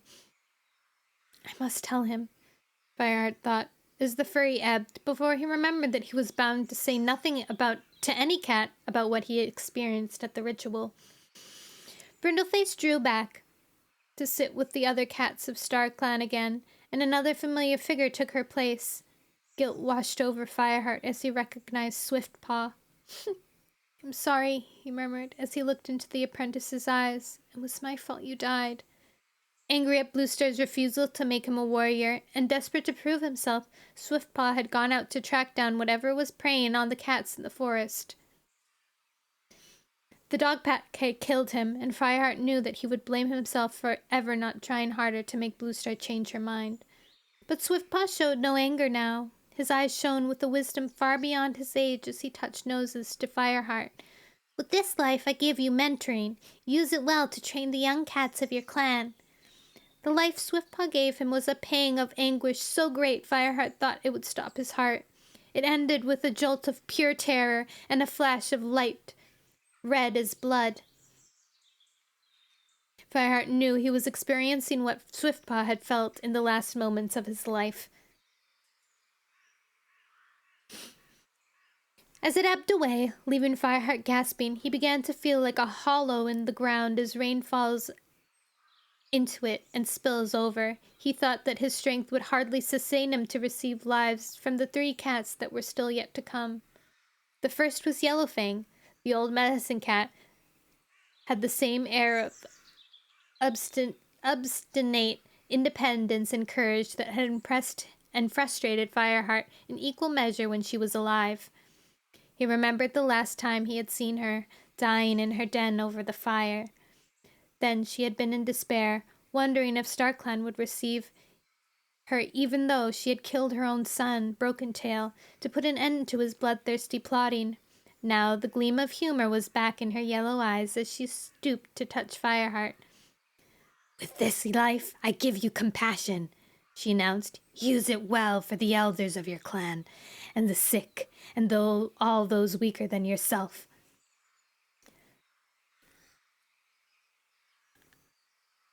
This time, even knowing the pain he would have to bear, Fireheart closed his eyes and drank in the life hungrily, wanting all of Yellowfang's spirit, all her courage and her loyalty to the clan that was not hers by birth. He received it like a tide of light surging through him. Her humor, her sharp tongue, her warm-heartedness, and her sense of honor. He felt closer to her than ever before. "Oh, Yellowfang," Fireheart whispered, his eyes blinking open again. "I missed you so much."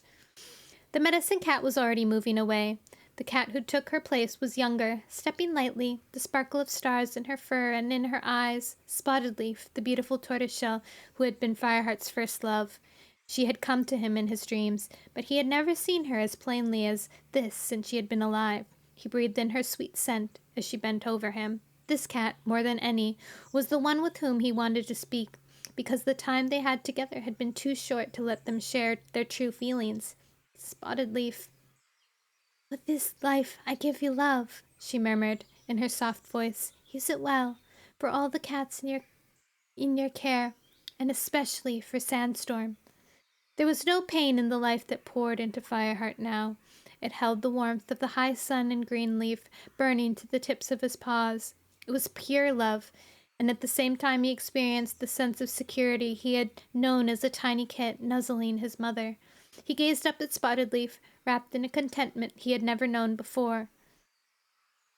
He thought he caught a proud gleam in her eyes as she turned away, and his disappointment that she had not stayed to talk with him was mixed with relief when she approved of his new choice. Now he had no reason to fear that he was being unfaithful to Spotted Leaf in his love for Sandstorm. At last Bluestar approached Fireheart. She was not the old, defeated cat Fireheart had known recently, her mind giving way under the stress of her clan's troubles. This was Bluestar at the height of her strength and power, prowling towards him across the clearing like a lion. Fireheart was almost dazzled by the glory of starlight around her, but he forced himself to meet her blue eyes squarely. "Welcome, Fireheart, my apprentice, my warrior, and my deputy," she greeted. "I always knew you would make a great leader one day." As Fireheart bowed his head, Bluestar touched him with her nose and went on. "With this life I give you nobility and certainty and fate. Use it well as you lead your clan in the ways of StarClan and the warrior code." The warmth of Spotted Leaf's life had lulled Fireheart, but he was unprepared for the agony that shook him as he received Bluestar's. He shared the fierceness of her ambition and the anguish she had suffered when she gave up her kits, the ferocity of battle after battle in the service of her clan. He felt the terror as her mind fragmented as she lost her trust in StarClan. The rush of power grew stronger and stronger, until Fireheart thought his pelt would never contain it. Just as he thought he must yowl at his pain or die, it began to ebb, ending a sense of calm, acceptance, and joy. A long, soft sigh passed through the clearing. All the StarClan warriors had risen to their paws. Bluestar stayed in the center of the clearing and signaled with her tail that Fireheart should rise too. He obeyed her shakily, feeling as if the fullness of life inside him would spill over when he moved. His body felt battered, as if he had fought the hardest battle of his life, yet his spirit soared with the strength of the lives he had been granted. "I hail you by your new name, Firestar," Bluestar announced. "Your old life is no more. You have now received the 9 lives of a leader, and StarClan grants you the guardianship of ThunderClan. Defend it well, care for your young and old, honor your ancestors in the tradition of the warrior code, live each life with pride and dignity." "Firestar! Firestar!" just said the clans would acclaim a new warrior by name, so the cats of Star Clan acclaimed Firestar in rich voices that tinged the air. Firestar! Firestar! Suddenly, the chanting broke off with a startled hiss. Firestar tensed, aware that something was wrong. Bluestar's glowing eyes were fixed on something behind him. He spun around and let out a choking cry. A massive hill of bones had appeared at the other side of the clearing, many tail lengths high. It shone with unnatural light, so that Firestar could see each separate bone edged as if it with fire, the bones of cats and the bones of prey all jumbled together. A hot wind swept over him, bearing the reek of carrion, even though the bones gleamed white and clean. Firestar gazed wildly around him, seeking help or answers from the other cats, but the clearing was dark. The cats of StarClan had vanished, leaving him alone with the terrible hill of bones. As Fireheart felt panic welling up inside him, he sensed the familiar presence of Bluestar by his side, warm fur pressed against his flank. He could not see her in the darkness, but her voice whispered in his ear. "Something terrible is coming, Firestar. Four will become two. Lion and tiger will meet in battle, and blood will rule the forest." Her scent and the warmth of her fur faded as she finished speaking. "Wait!" Firestar yelled. "Don't leave me! Tell me what you mean!" But there was no reply, no explanation of the dreadful prophecy. Instead, the red light that gleamed from the hill of bones glowed brighter. Firestar stared at it in horror. Blood had begun to ooze between the bones. The trickles merged into a river that flowed steadily towards him, until the stench of blood clung to his fur. He tried to flee, and found his paws were fixed in place. A heartbeat later, the sticky red tide was washing around him, gurgling and reeking of death. "No!" Firestar yowled, but there was no response from the forest, just the steady whisper of blood lapping hungrily at his fur. Chapter 5. Thank you! Sorry, okay. There were a few follows that chapter. Thank you, Toby Toastbread, and thank you, Satima. And thank you, Yeza? Thank you, Yeza, for the message, and the 3 little biddies. Thank you! Bimstar gave me a hydrate, so let's have a hydrate.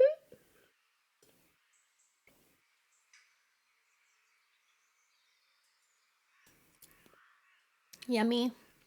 Yummy cranberries. Our little fire paw has gone so far. He's now Firestar.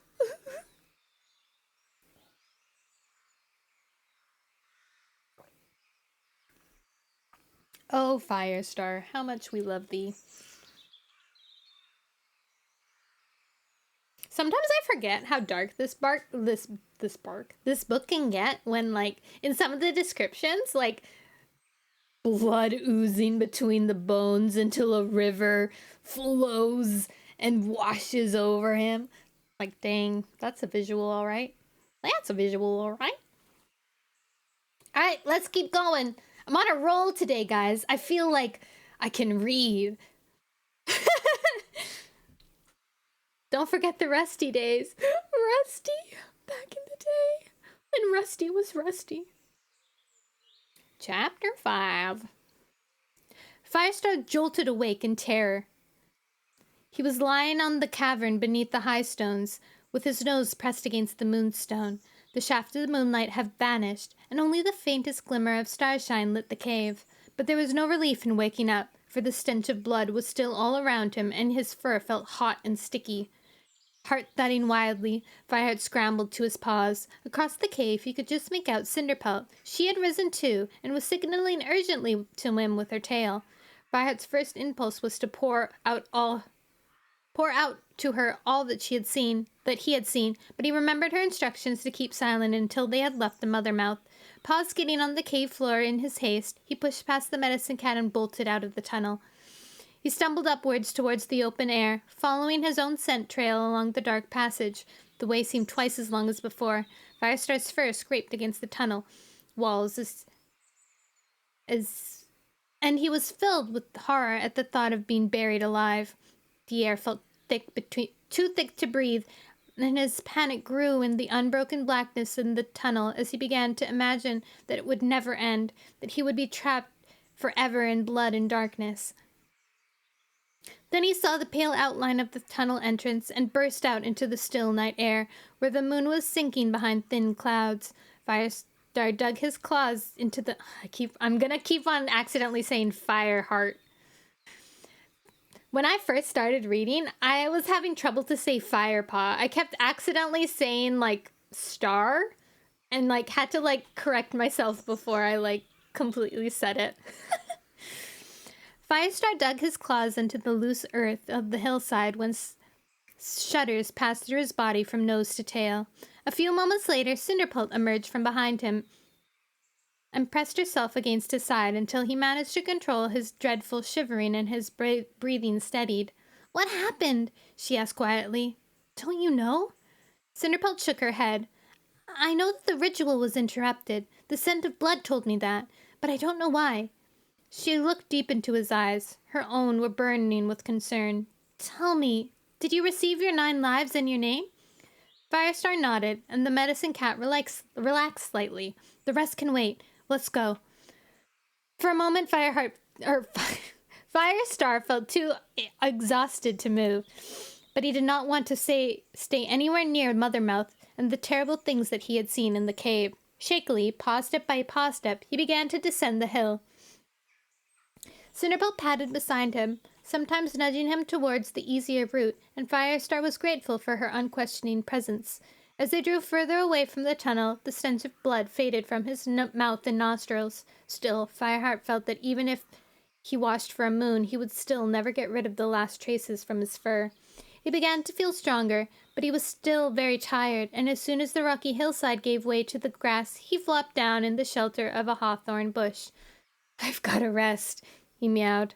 Cinderpelt tucked herself into the grass beside him, and for a few moments the cat shared tongues in silence. Firestar wanted to tell the medicine cat what he had seen, but something kept him silent. Partly, he wanted to protect her from the dreadful fear he felt, as if even if she could explain what Bluestar's prophecy meant, would it help to have another cat look forward to the future with dread that he now felt? And partly, he hoped that if he never spoke of the dreadful vision, it might never come true. Or was there a curse on his leadership that nothing could avert?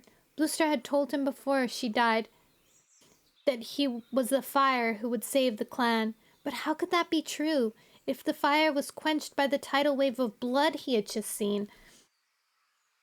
Firestar had experienced prophetic dreams before, and he had learned to take them seriously. He could not ignore this, especially when it came at such a significant moment, while he was receiving his 9 lives and his new name. Cinderpelt broke into his reverie. "It's okay if you don't want to talk about it yet, you know." Fireheart pushed his muzzle into her fur, grateful for her warmth. "I'll think about it first," he mewed slowly. "Right now, it's too close." He shivered again at the memory.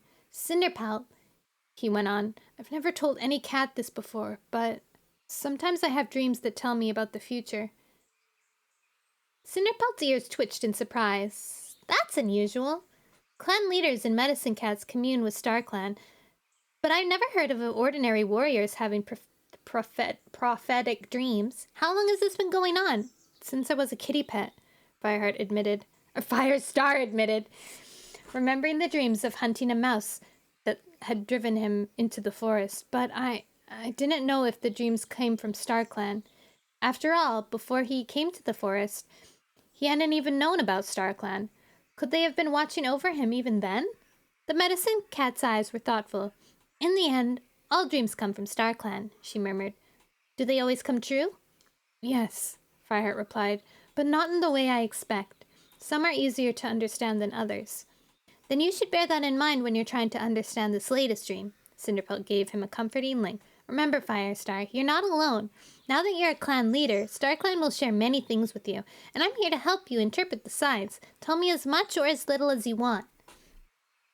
Though Firestar was grateful for her understanding, Cinderpelt's words chilled him. His new relationship with StarClan was driving him along a new paths where he might not want to go.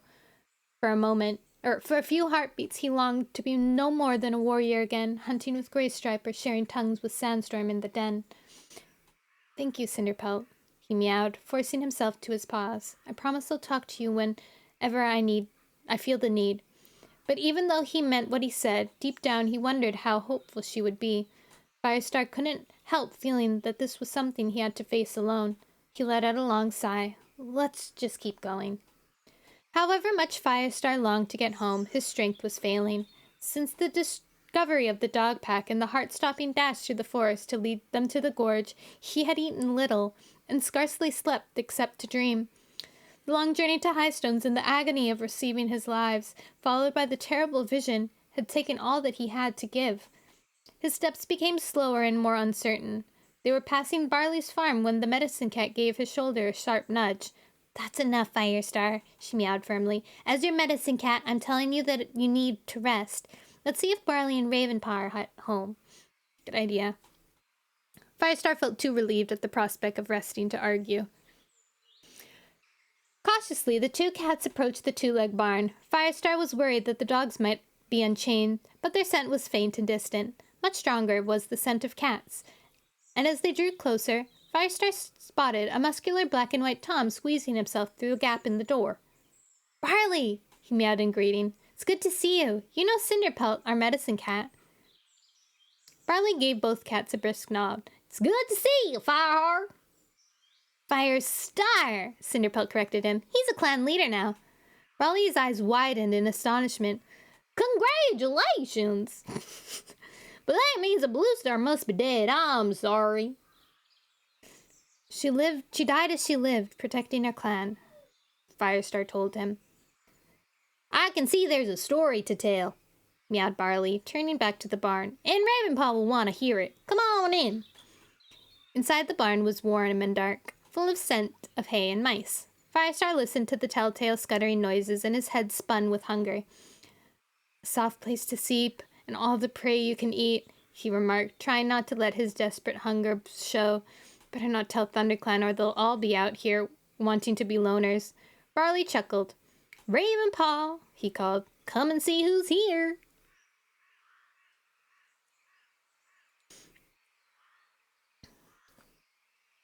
A dark shape sprang down from the nearby stack of hay with a welcoming purr.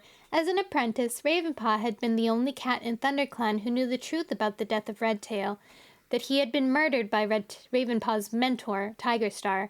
When Tigerstar tried to kill his apprentice to prevent him from reporting what he had seen, Firestar had found this new home for him. The life of a loner suited Ravenpaw much better than that of a warrior. He had never forgotten his birth clan and remained a loyal friend to his former clanmates. So Blue Star's dead, he murmured when Barley had passed on the news, his eyes clouded with grief. I'll never forget her. Barley gave a comforting rumble in his throat, and Firestar sensed how welcoming he must have been to the scared young apprentice who had come to him so many moons ago. Straightening up, Ravenpaw flashed the black and white cat a grateful glance. So, you're the clan leader now, he continued to Firestar. StarClan made a good choice. He led the way to the other side of the barn. Would you like to hunt? That would be great, replied Cinderpelt. She gave Firestar a questioning look and murmured, Shall I catch something for you?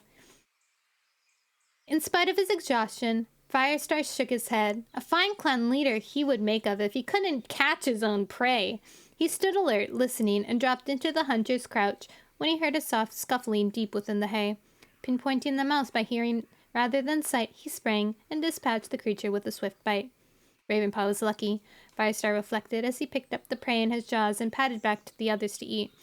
This was twice the size of the leaf-bare, thin mice in the forest, and easier to catch in the shadows of the barn. He gulped it down in a few famished mouthfuls and felt his strength begin to return. I have some news. Oh, have some more, Ravenpaw urged. There's plenty here. When Fireheart and Cinderpelt had eaten as much as they could manage, they laid in the soft hay, sharing tongues with their friends and bringing them up to date with the clan news. Ravenpaw and Barley listened, their eyes huge with shock, as Firestar told them about the dog pack. I always knew Tigerstar was bloodthirsty, Ravenpaw meowed, but I didn't think he would try to destroy a whole clan like that. Thanks StarClan he didn't succeed, Firestar replied. But he came pretty close. I don't want to go through anything like that again! Who is it? Who is it? Momonori, hi! Thank you for the raid! Happy Christmas! Happy Christmas! Izzy Hands! I know that guy. I know that guy. That guy's from a ship on the waters. Hello! You were just chatting? I don't know. I'm so sorry I gotta skip. Okay, go to bed. Thank you so much for the raid. Don't worry about it. Don't worry about it. And thank you. Chat was so quiet until raid. It's because it's story time. For those of you who don't know who I am, I'm Nono. I'm a Carnival clown. I play nostalgic games and I play variety games and I play anything I want to play, honestly. I'm really bad at gaming, but we have fun. Every Wednesdays, which is today, I read Warrior Cats. Right now we're on the last book of the first series.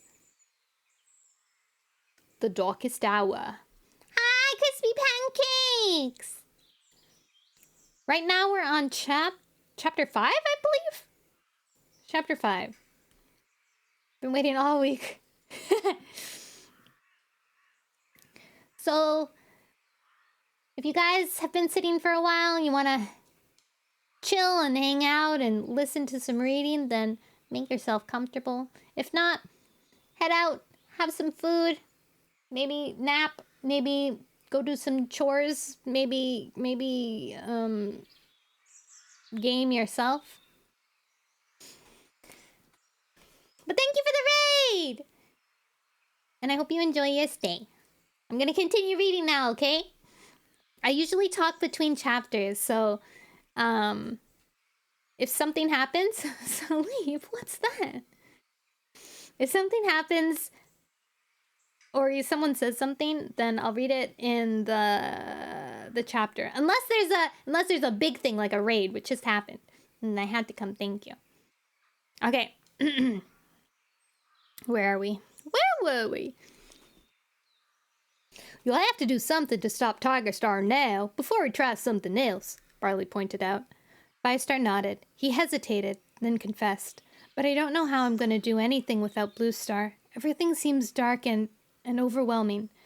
He said nothing about the interruption of his leadership ritual, or the horror of his dream, but he saw the sympathetic look in Cinderpelt's eyes that she knew what he was thinking. Remember, the whole clan is behind you, she mewed. No cat will ever forget that you and Blue Star saved us from the pack. Maybe they expect too much of me. Nonsense! Cinderpelt's tone was bracing. They know you're going to be a great leader, and they'll all stand by you to the last breath. So will I, Ravenpaw offered, startling Firestar. The sleek black Tom looked slightly embarrassed as Firestar turned to look at him, but he went on. I know I'm not a warrior, but if you want my help, you only have to ask. Firestar blinked his gratitude. Thank you, Ravenpaw. May I come to the camp soon? Ravenpaw asked. I'd like to pay my last respects to Bluestar at her burial place. Yes, of course, Firestar replied. Bluestar gave you the right to go where you liked on ThunderClan territory, and there's no reason to change that now. Ravenpaw dipped his head. Thank you. As he looked up again, Firestar saw a glow of respect in his eyes. You saved my life once, Firestar. I'll never be able to repay you for that. But if trouble with Tigerstar comes, I'll be proud to stand with the warriors of ThunderClan and fight him to the death. Ravenpaw! Chapter 6! Oh, we were almost at the end of the chapter anyways. Twilight was thickening the shadows under the trees by the time Firestar and Cinderpelt slipped down to the ravine towards the camp entrance. They had slept in the barn with Barley and Ravenpaw until the sun was well above the horizon, and feasted again on plump mice before they set off to their own territory. Though Firestar was tired, some of the horrors of his dreams was fading, and he was looking forward to seeing his clanmates again. At first, the new leader emerged unnoticed from the gorse tunnel with Cinderpelt, Whitestorm and Breakenfur were sitting together near the nettle patch, finishing off some fresh kill, while the three of the apprentices wrestled playfully outside their den. Firestar picked out the dark tabby pelt of his own apprentice, Bramblepaw, and reminded himself to get back onto a strict training schedule as soon as he could. There was no reason why leadership duties should prevent him from mentoring the young cat. After all, Bluestar had been a diligent mentor to him. He was padding over to Whitestorm when he heard his name yowled loudly and turned to see Ashpaw racing across the clearing from the Elder's den. The apprentice's gray fur was bristling with excitement. Fireheart! No, Firestar! Welcome back! His noisy greeting alerted the rest of the clan, and soon they were pressing around Firestar, calling him by his new name and welcoming him home. Firestar wanted to give himself up to the complicit enjoyment of their warm fur pressed against his, but he could not ignore the awe in their eyes as they gazed up at him. He felt a sharp pang in his heart as he was reminded yet again of the new distance between himself and the rest of the clan. "Did you really see StarClan?" asked Fernpaw, her eyes wide. "I really did," Firestar replied, "but I'm not allowed to say anything about the ceremony." Fernpaw didn't look disappointed. Her eyes were brimming with admiration. She turned to Dustbelt and meowed, "I bet he's going to make a great leader." "He better be," replied Dustbelt. His love for Fernpaw wouldn't let him argue with her, even though Firestar was well aware that he had never been Dustbelt's favorite cat. But the brown-coated warrior gave him a nod of respect, and Firestar knew that Dustbelt's loyalty to the warrior code would ensure his support. "It's good to see you back," meowed Graystripe, shouldering his way through the warriors to reach Firestar's side. At least he seemed to have recovered from the awe he'd felt when Bluestar had named Firestar leader as she lay dying. Now his yellow eyes were filled with friendship and sympathy. "You look like a fox that's been dead for a moon. Was it tough?" "It was," Firestar murmured, just for Graystripe's ears, but Cloudtail caught what he had said. "It's only your belief in ancient traditions that makes you think you can't be a leader without dragging all the way up to Highstones and back. As far as I'm concerned, you've already proved yourself to be a true leader of this clan, Firestar." Firestar gave his kin a hard stare. He was grateful for Cloudtail's loyalty and respect, but felt as frustrated as ever that the young cat did not share his beliefs. He wished he could tell the White Warrior exactly what he had experienced, if only to shock him to respect for StarClan, but he knew that was impossible. "Shh! The ancient traditions still matter." The quiet rebuke from Lostface, who had come to join Cloudtail, she licked his ear and added, "StarClan watches over all of us." Cloudtail returned the lick, his tongue passing gently over the injured side of Lostface's face. Firestar's annoyance faded. He couldn't help admiring Cloudtail's unwavering devotion to Lostface in spite of her terrible injuries. His kin might be difficult and hot-headed, with little respect for the warrior code, but he had brought this young cat back from the brink of death and given her a reason to live. As the welcoming cats began to disperse, Firestar caught the eye of Whitestorm, who had greeted him and then backed off a pace or two, waiting to speak. "How are things in camp?" Firestar asked. "Was there any trouble while I was away?" "Not a thing," the senior warrior reported. "We've patrolled the whole territory, and there was no sign of dogs or of ShadowClan." "Good," Firestar mewed. Glancing at the well-stocked fresh kill pile, he added, "I see some cats have been hunting." "Sandstorm took a patrol out, and Mousefur and Breakenfur put their apprentices to work," replied Whitestorm. "Bramblepaw is a skillful hunter. I lost count of how many prey he brought in." "Good," Firestar repeated. His pleasure in hearing his apprentice praised was tempered by the uneasiness he always felt when Tigerstar's son was mentioned. Tigerstar had been a good hunter too, but that had not stopped him from becoming a murderer and a traitor. Cinderpelt came up to him again. "I'm off to my den," she meowed. "Call me if you want anything. Have you remembered that you need to appoint a deputy before moon high?" Firestar nodded. Other duties had been more urgent, but now he needed to give his decision serious thought. Because she had been so shocked by Tigerstar's treachery and exile, Bluestar had made Firestar's own appointment a day late, without a proper ceremony. The clan had been terrified that StarClan would be angry, and that had made things very difficult for Firestar. He was determined not to make the same mistake with his own deputy.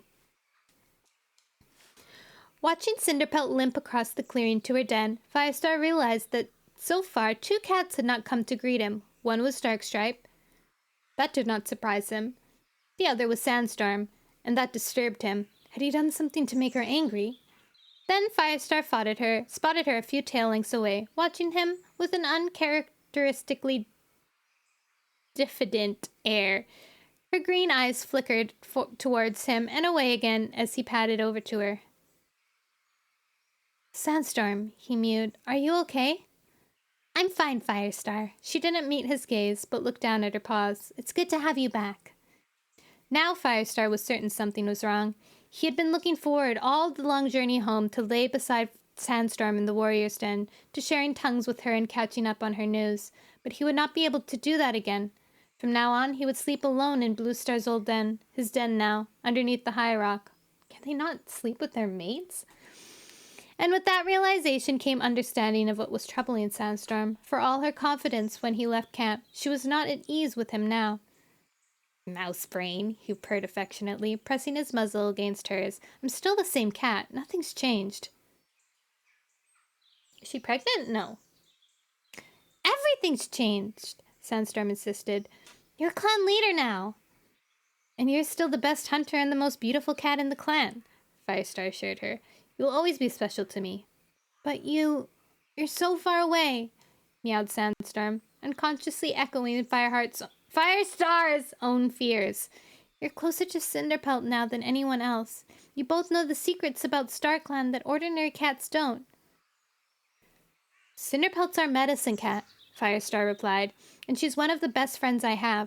But she's not you, Sandstorm. I know things are difficult right now. There's so much I have to do to take over the clan, especially after what Tigerstar tried to do with the pack of dogs. But in a few days, we'll be able to go out on patrol together, just like we used to. To his relief, he felt Sandstorm relax, and some of the uncertainty faded from her eyes. You'll need an evening patrol, she mewed. Her voice was crisp, more like the old Sandstorm. Though Firestar guessed she was covering up her unhappiness. Shall I round up some cats and go? Good idea. Firestar tried to match her businesslike manner.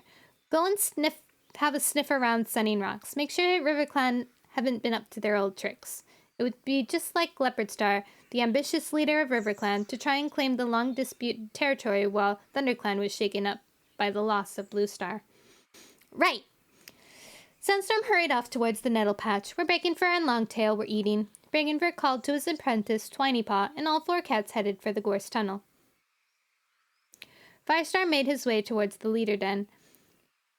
He still couldn't think of it as his own, and he found himself missing his comfy patch of moss in the warrior's den even more sharply. Before he reached it, he heard his name being called and turned to see Graystripe hurrying after him. Firestar, I wanted to tell you... He broke off as if he were embarrassed. What's the problem? Well... Graystripe hesitated and then went on in a rush. I don't know if you were thinking of choosing me to be your deputy, but I wanted to say that you don't have to. I know I haven't been back to the clan long enough, and some cats still don't trust me. I won't be hurt if you picked another cat. Firestar felt a pang of regret. He would have chosen Graystripe above all other cats to hunt and fight by his side, and to give him the special support that a deputy gave the clan leader.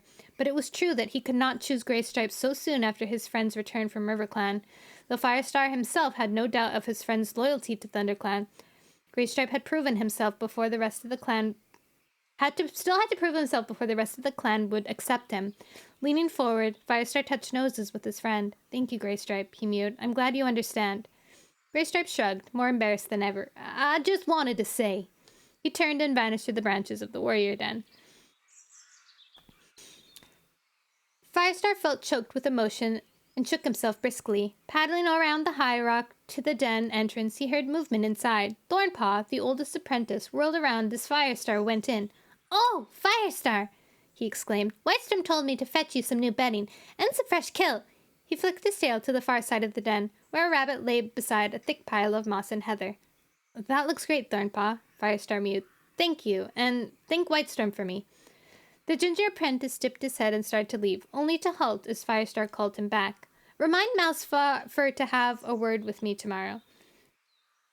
He mewed, naming Thornpaw's mentor. It's about time we started thinking about your warrior ceremony. It's long overdue, he reflected.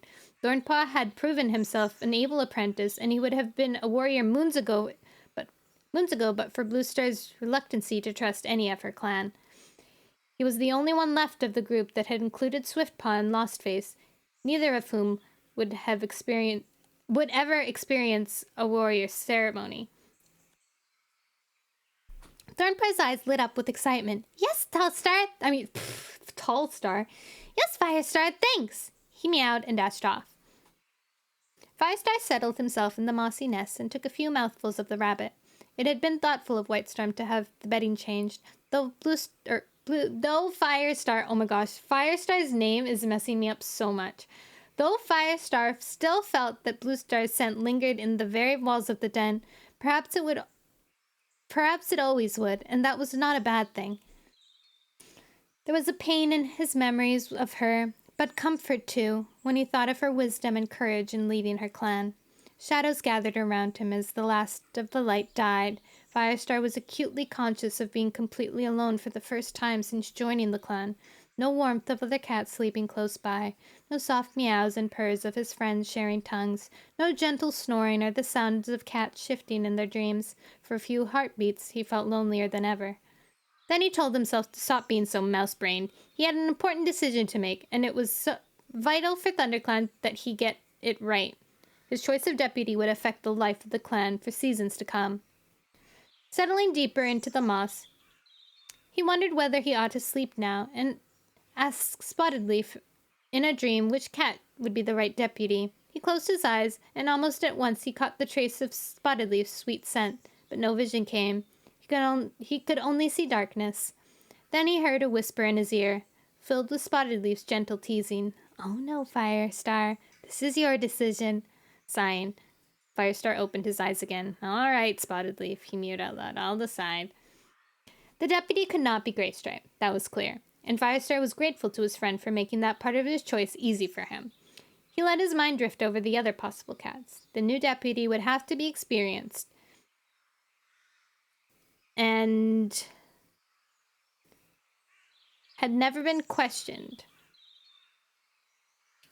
Sandstorm was brave and intelligent, and choosing her would reassure her more than anything else that Firestar still valued her and wanted her at his side. But that was not the right reason to choose a deputy. Besides, the warrior code dictated that no cat could be deputy without having been a mentor first. Sandstorm had never had an apprentice, so Firestar couldn't choose her. With a prickle of shame, he recognized that it was his own fault because he had given Tiny Paw to Break-In to mentor, even though Sandstorm had been the obvious choice. He had done it to protect her, afraid that the mentors of Tiger Star's kits would be in danger from their bloodthirsty father. It had taken Sandstorm a long time to forgive him, and Firestar hoped she would never realize that his previous mistake had prevented her from being deputy now. But was Sandstorm really the right choice anyways? Surely there was one cat who towered over all other possibilities. Whitestorm was experienced, wise, and brave. When Firestar had been made deputy, he had not shown a scrape of resentment that the lesser cat might have felt.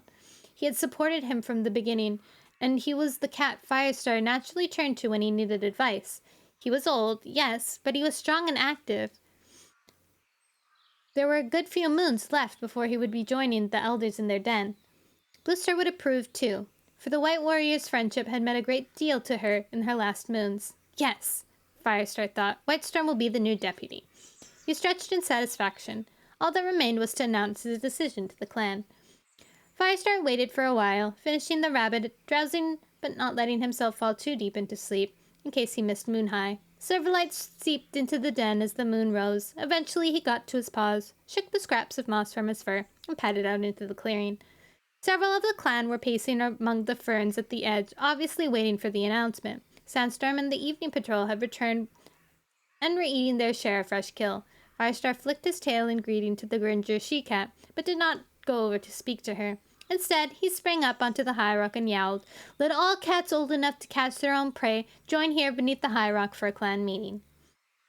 His summons was still ringing in the air when more cats began to appear, slipping from shelter of their dens or padding into the moonlight from the shadows around the edges of camp. Firestar saw Darkstripe stalk into the open and sit a few tail lengths away from the rock, his tail wrapped around his paws and a scornful look in his eyes. Unobtrusively, Breckenfur followed him and took a position close by. Bramblepaw emerged from the apprentice's den. Firestar couldn't help wondering if he would go over to Darkstripe, but he stayed with his sister, Twinypaw, near the edge of the gathering cloud. The eyes of the both apprentices were watchful, flicking back and forth. As Mousefur walked past them, she snapped at Twinypaw. The younger she-cat turned her head away sharply, as if she and Mousefur had disagreed over something. What the... Twinypaw was bright and very confident, Firestar reflected. He wouldn't be surprised if she offended the experienced warrior now and then. Sandstorm and Greystripe were sitting together near the rock, close to Cloudtail and Lostface. And all the elders came out in a group and settled down in the center of the clearing. Firestar saw Whitestorm strolling over from the nettle patch with Cinderpelt.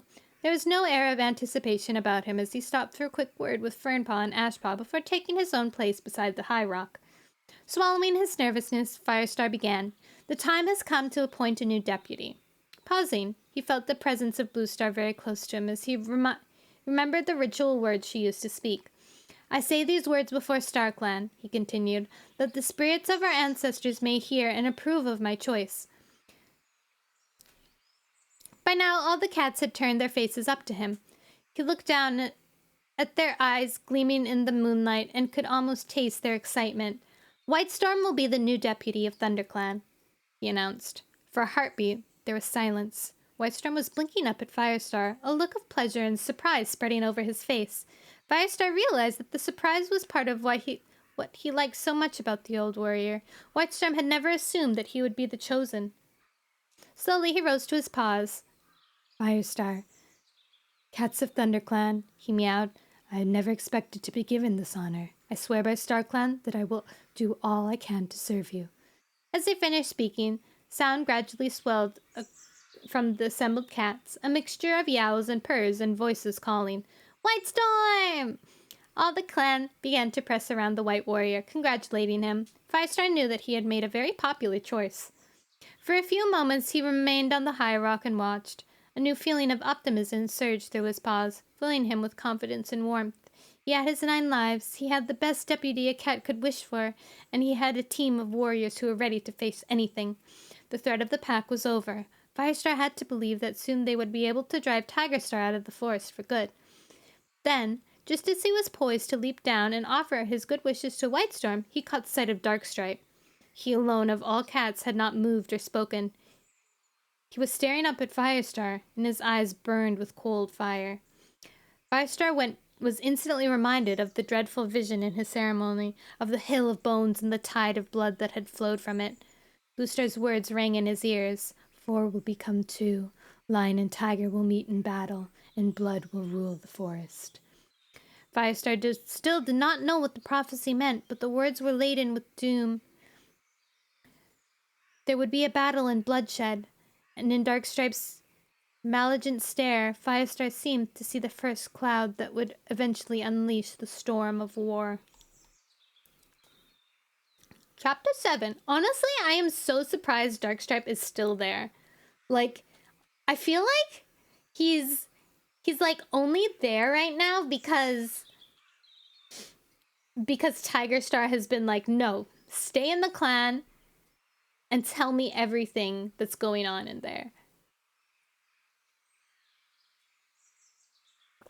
And Darkstripe is like so annoyed. He's like, I don't want to be here anymore, Tigerstar. I want to be with you and your cool Shadow Clan. And Tigerstar's like, no, bruh. Cat got a cool name though. So true. Darkstripe is a really cool name. Who would guess that a cat named Darkstripe would be a bad cat? A cat with a little bit of suspicious motives. Alright, let's do another chapter. I'm feeling good. Are you guys feeling good? I am. Chapter 7. A raw, damp cold pushed its way through Firestar's fur as he padded through tall pines. He's just a little darker than Greystripe. You're right. The sky was heavy with gray cloud. I'm Darkstripe.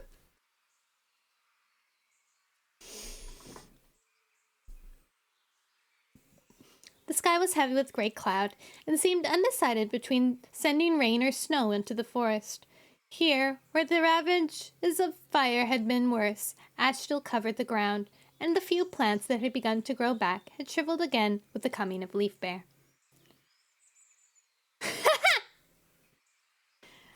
The day was after this. It was the day after his announcement to the clan, and Firestar had left his new deputy in charge of the camp while he patrolled the border alone. He wanted some time by himself to get used to being the leader and to think about what lay ahead. Sometimes he felt he would burst with pride of being chosen by StarClan and to lead ThunderClan, but he also knew it would not be easy. Grief for Blue Star was a dull ache that would stay with him forever, and he was afraid of what Tiger Star might do next. Firestar could not be comforted, as the other cats were, by the absence of any traces of ShadowClan in their territory. He knew Tiger Star would not rest until he had brought his enemy down. The news that Firestar was now the leader of ThunderClan would only fuel the fires of his revenge. Firestar emerged from the trees near Two-Leg Place and looked up at Princess's fence to see if his sister had ventured out her two-leg nest. But there was no sign of her, and when he drank in the air, he caught only a faint scent. Padding along the edge of the trees, Firestar came to a part of the forest he rarely visited, and recognized the two-leg nest where he himself had lived as a kitty pet.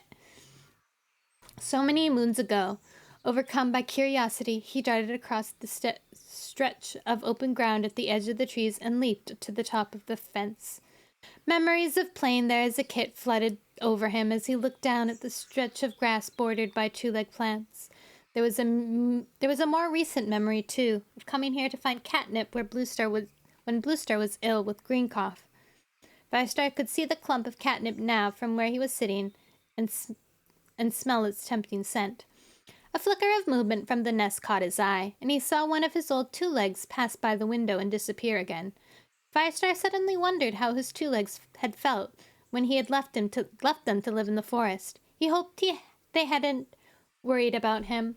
They had cared for him well, in the way that Two Legs tried to, and Firestar knew that he would always be grateful. He would have liked to tell them how happy he was in the forest, and how he was fulfilling his destiny to StarClan that StarClan had laid out before him, but he knew there was no way he could make the Two Legs understand. He was bunching up his muscles, ready to leap down into the forest, when something black and white moved in the next garden. Glancing down, he saw Smudge, his old friend from his kitty pet days. He looked as plump as ever, with a contented expression on his broad face. He was talking to a pretty brown tabby she-cat, a stranger to Firestar. Their mews reaching him, but they were too far away for him to make out the words. He almost jumped down to say hello, until he remembered that they would probably be frightened by a sight of a ruffian like himself. Not long after coming to the forest, Firestar had met Smudge in the woods and nearly scared the life out of him before his friend recognized him. The life he led now was worlds away from theirs. The sound of the door opening roused Firestar from his thoughts, and he edged along the fence into the shelter of a holly bush as one of his old two-legs came out of the house and called. At once the pretty brown tabby meowed goodbyes to Smudge and scrambled under the fence that divided the gardens. She ran up to the two-leg, who scooped her up and stroked her face before carrying her indoors, purring loudly. She's their new kitty pet, Firestar thought. The closing of the doors stirred a pang of envy in him, just for a heartbeat. The little tabby would have no need to catch her prey before she could eat. She would have a warm place to sleep, and no risk of dying in battle or from one of the many dangers that beset the forest cats. She would have the friendship of Smudge and other kitty pets, and the care of her two legs, everything that Firestar had turned his back on to live as a clan cat in the forest. But at the same time, she would never know the satisfaction of learning warrior skills, or of racing into battle beside her friends. She would never understand what it meant to live by the warrior code, or to follow the will of StarClan. If only I could relive my life, Firestar thought. Oh, if I could relive my life, Firestar thought, I wouldn't change a thing. Suddenly, claws scrabbled on the fence below him, and from the corner of his eyes he caught a glimpse of a quick brown movement. Turning his head, he found himself face to face with Bramblepaw. It was a moment before Firestar recovered himself enough to speak. What are you doing here? I followed you from camp, Firestar. I was curious about where you were going, and I wanted to practice my tracking skills. Well, they seem good enough, if you got this far. Firestar wasn't sure whether he was angry with his apprentice or not. Bramblepaw shouldn't have followed him without permission, but it was impressive to have tracked him all the way from camp. He felt a twinge of guilt, too. The Bramblepaw should have caught him looking over at a two-leg fence on a pair of kitty pets. Once before, when Firestar was an apprentice, Tigerstar had spied on him and caught him talking to Smudge. The huge tabby had reported straight back to Bluestar, deliberately calling to question Firestar's loyalty to clan life. Meeting Bramblepaw's eyes, Firestar saw the young cat's nervousness fading, to be replaced by a steady gaze, as if he were weighing his mentor up. It was a long, intelligent look, and Firestar realized that he could see respect in the amber depths. He was aware yet again of his certainty that Bramblepaw could be an outstanding warrior, if only he could accept his father's dark heritage. But would Bramblepaw ever be truly loyal to his birth clan, with his father still in the forest? "Can I trust you?" Firestar blurted out suddenly. The young cat didn't rush to defend himself. Instead, Bramblepaw held him with a serious gaze for a moment more. "Can I trust you?" he responded, twitching his ears in the direction of the two-leg garden. Bristling, Firestar initially had no intention of justifying himself to his apprentice. It was not Bramblepaw's place to question the actions of his mentor, who also happened to be the clan leader. But in spite of the guilt Bramblepaw's question had provoked, Firestar couldn't help admiring the spirit that had dared to ask. He took a deep breath. "You can trust me," he promised solemnly. "I chose to leave my life as a kitty pet. Whatever happens, I'll always put the clan first." It was time, he decided, to be more open with Bramblepaw. "But I do come here now and again," he continued. "I see my sister sometimes, and I wonder how things would have been if I stayed. Yet I always leave knowing that my heart lies with ThunderClan." Bramblepaw gave a little nod, as if the answer satisfied him. "I know what it's like to have loyalties questioned," he meowed. Another pang of guilt stabbed Firestar, and even though he knew he was not the only cat to have suspicion about Bramblepaw, How do you get on with the other apprentices?" he asked. "They're okay, but I know that some of the warriors don't like me and Tiny Paw because Tigerstar's our father." The words were spoken with such an understanding that Firestar was even more ashamed of himself. "We're more alike than I ever realized," Firestar thought. "Constantly having to prove our loyalties by fighting twice as hard, defending ourselves twice as much to our enemies and to our clanmates. Can you cope with that?" he meowed cautiously. Bramblepaw blinked. "I know where my loyalties lie. I'll prove that someday." There was no boasting in the way that he spoke, just calm determination. Firestar realized that he believed him. His apprentice had rewarded him for his honesty about visiting Two-Leg Place by being honest with him in return. Now, Firestar knew he owed it to Bramblepaw to trust his word. What about Twiny Paw?" he asked. "Well..." Her brother hesitated, a troubled look in his eyes. "She can be difficult at times, but it's just her way. She's a loyal cat at heart." "I'm sure she is," Firestar mewed, though he noticed that Bramblepaw wasn't entirely at ease discussing his sister with the clan leader. He would need to keep a closer eye on Twiny Paw in the future, and make sure she had all the support she needed to become a reliable ThunderClan warrior. A word with her mentor, Brackenfur, would be a good idea. Struck by sudden warmth towards the apprentice, Firestar added, "I've got to get on if I'm to finish patrolling the border before dark. Did you want to come with me?" Bramblepaw's amber eyes lit up. "Can I?" "Sure." Firestar leaped down from the fence and waited for the young cat to scramble down behind him. "We'll do some training on the way." "Great!" Bramblepaw meowed enthusiastically. He patted close to his mentor's shoulder as Firestar led the way back into the trees. Cute! Firestar halted at the edge of the Thunderpath and drew in the scent that flowed across the ShadowClan territory. "Tigerstar's out there," he thought. "What is he planning? What will he do next?" As he stood wrapped in silent apprehension, he noticed scraps of white drifting down from the sky. "Snow!" Firestar thought, glancing up at a sky where the clouds were darker than ever. Hearing a surprised squeak from Bramblepaw, he turned around. A snowflake had landed on Bramblepaw's nose and was slowly melting. The apprentice flicked out a pink tongue and licked it off. His yellow eyes were round with wonder. "What is it, Firestar?" he asked. "It's cold." Cute. Firestar let out a purr of amusement. "It's snow," he replied. "It comes in leaf bear. If it goes on like this, the flakes will cover all the ground in the trees." "Really? But they're so tiny." "There will be lots of them, though." The flakes were already growing larger and falling more thickly, almost hiding the trees on the other side of the thunder path and smothering the Shadow Clan's scent. Even the roar of the monsters was muffled, and they moved slowly, as if their glowing eyes couldn't see well through the snow. Firestar knew that snowfall would bring more problems to the forest. Prey would die in the cold, or huddle deep in holes where hunters could not follow. It would be harder than ever to feed the clan. His apprentice was watching the falling flakes with wide eyes. Firestar saw him reach out one paw attentively to dab at one of them. A heartbeat later, he was leaping and whirling with high-pitched mews of excitement, as if he were trying to catch every single flake before reaching the ground. Firestar was surprised by a rash of affection. It was good to see the young cat playing like a kid again. Surely the dark-hearted Tiger Star had never chased snowflakes just for the joy of it. Or if he had, when had he lost the joy and begun to care only for his own power? There were no answers to that question, and Firestar knew that for Tiger Star, just as much as for himself, there was no going back. Their paws were firmly on the path StarClan had decided they should follow, and sooner or later, the two leaders must meet to decide who should remain in the forest. Da, da, da, da, da. I think that's actually a good place to stop. Firestar is Firestar now. He has his little apprentice by his side. We're actually on page 55 of 167.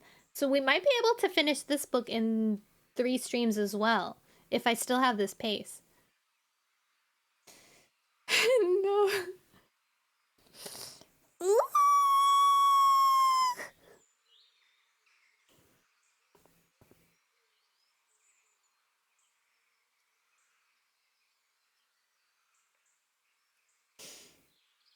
You reckon you could 1v1 all these cats? Really? Have you ever been holding a cat and then it like goes crazy?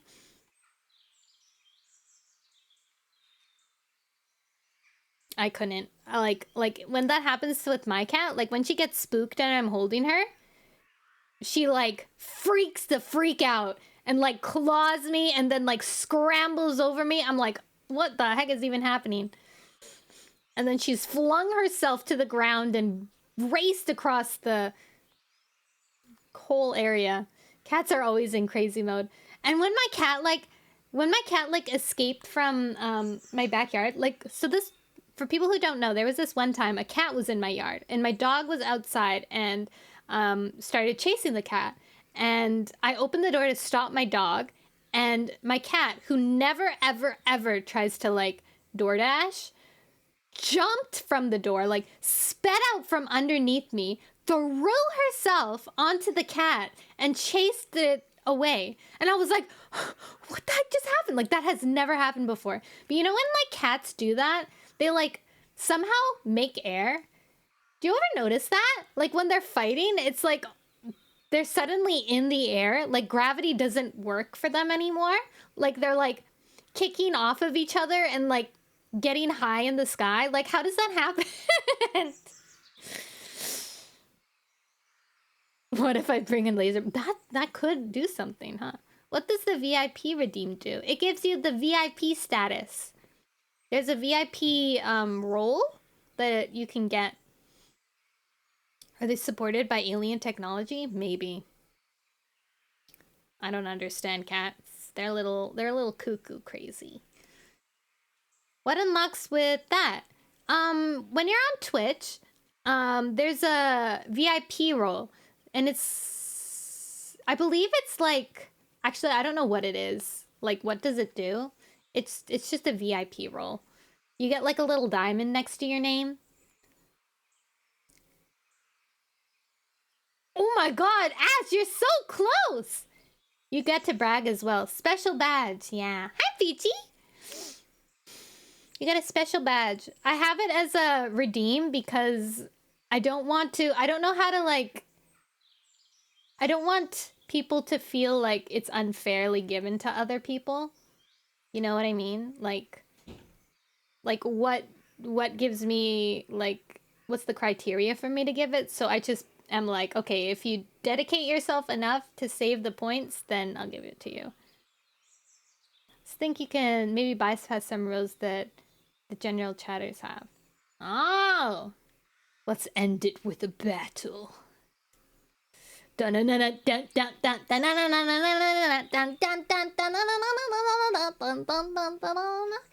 really, really want Bramblepaw and Firestar to get along. You know what I've noticed?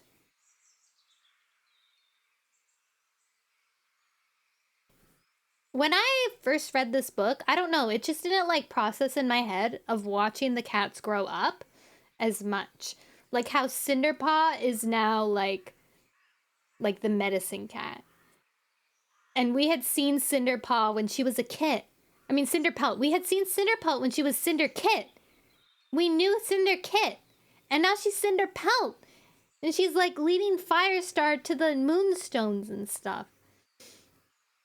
And even like, I know some of these cats from future books. Like, I know Ashpaw from future books, and it's so weird to like read him when he's an apprentice and so like excited and happy and stuff, knowing how he is in the future. Oh my god, you're right! I forgot about that. So Cinder and Dark are villains? No, Cinderpelt is the medicine cat. Darkstripe is the sussy cat. Tiger Star is the villain cat. There's a lot of cats. There's a lot of cats. It looks like chapter 8 is about Darkstripe because I'm just kind of like glancing at it and there's already Darkstripe written in. Darkest Tiger's henchman. Yeah! Darkest Tiger's henchman.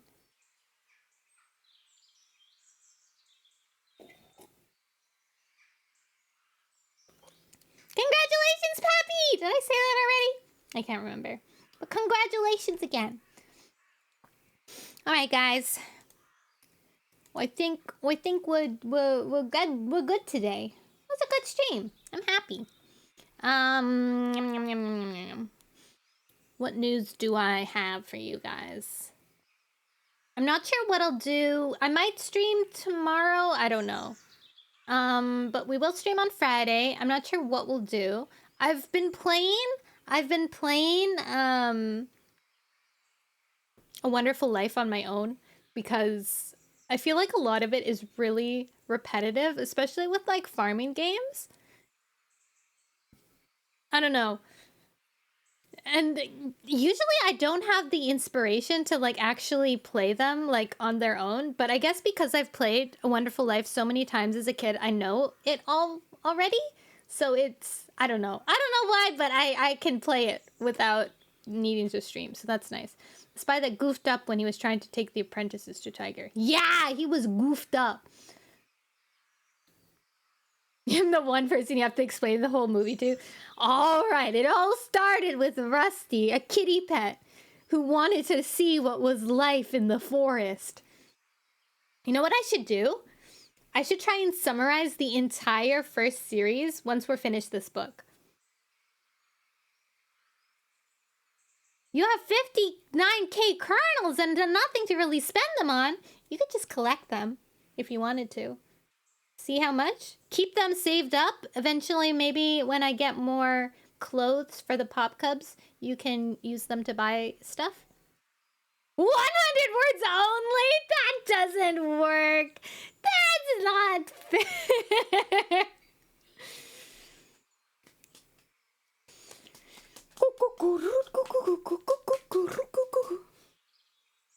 You're happy with what you're wearing? I do know you as the Pop Cub.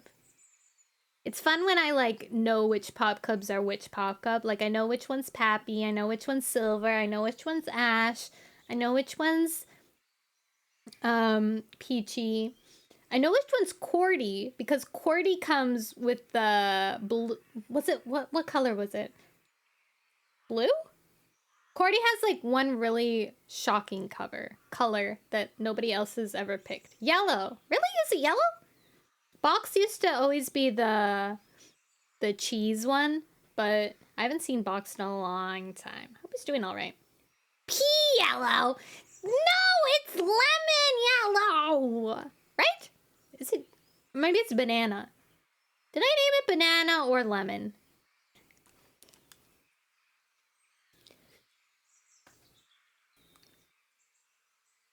Banana phone. Lemon. Yeah. See? Lemon. Delicious. Have you guys ever eaten a lemon? What's wrong with pea yellow? Well, nothing. It's not pea! It's lemon! It's a lemon! Also, pea yellow can vary a lot. Like, are you talking about a healthy pea or an unhealthy pea? Or a vitamin B pea? Or a beet pea? You know what I mean? It's really it's really hard to say when you compare it. You're just colorblind now. But lemon and banana, now those are a pure yellow. I agree with you guys. You guys. All right. Let's see who's streaming. Banana phone. Do, do, do, do, do, do. Ding dong, ding dong, ding dong, ding. Banana phone. I've got this feeling. It's so appealing. If I may suggest raid, sure. My stream deck is not working right now. Your new alarm. Cellular module. Something something modular. Raid? Who? Who shall we?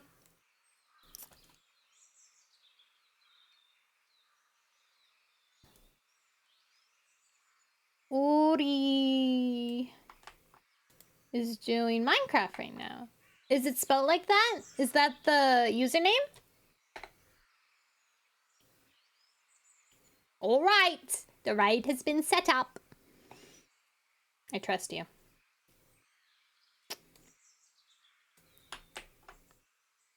Remembering to copy and paste my... Yeah! Okay. That's what I got. Ooh. Okay, guys. I'll see you either tomorrow or I won't see you tomorrow. But I'll see you on Friday. And on Friday... I don't know. I don't know what we'll be up to. Shenanigans. Shenanigans is what we'll be up to. I'm looking at this and it just... My captions just thought I said shenanigans. Like, nanny? Okay, guys, make sure you get up, have a nice stretch. Drink some water, some orange juice. This vitamin C is yummy. If it's night for you, go to bed now. Sweet dreams. Have a good rest. Brush your teeth, floss your teeth, do your skincare routine. If it's day for you, put on your sunscreen. Remember, everybody, moderation is the key to true happiness. I'll see you guys. Bye!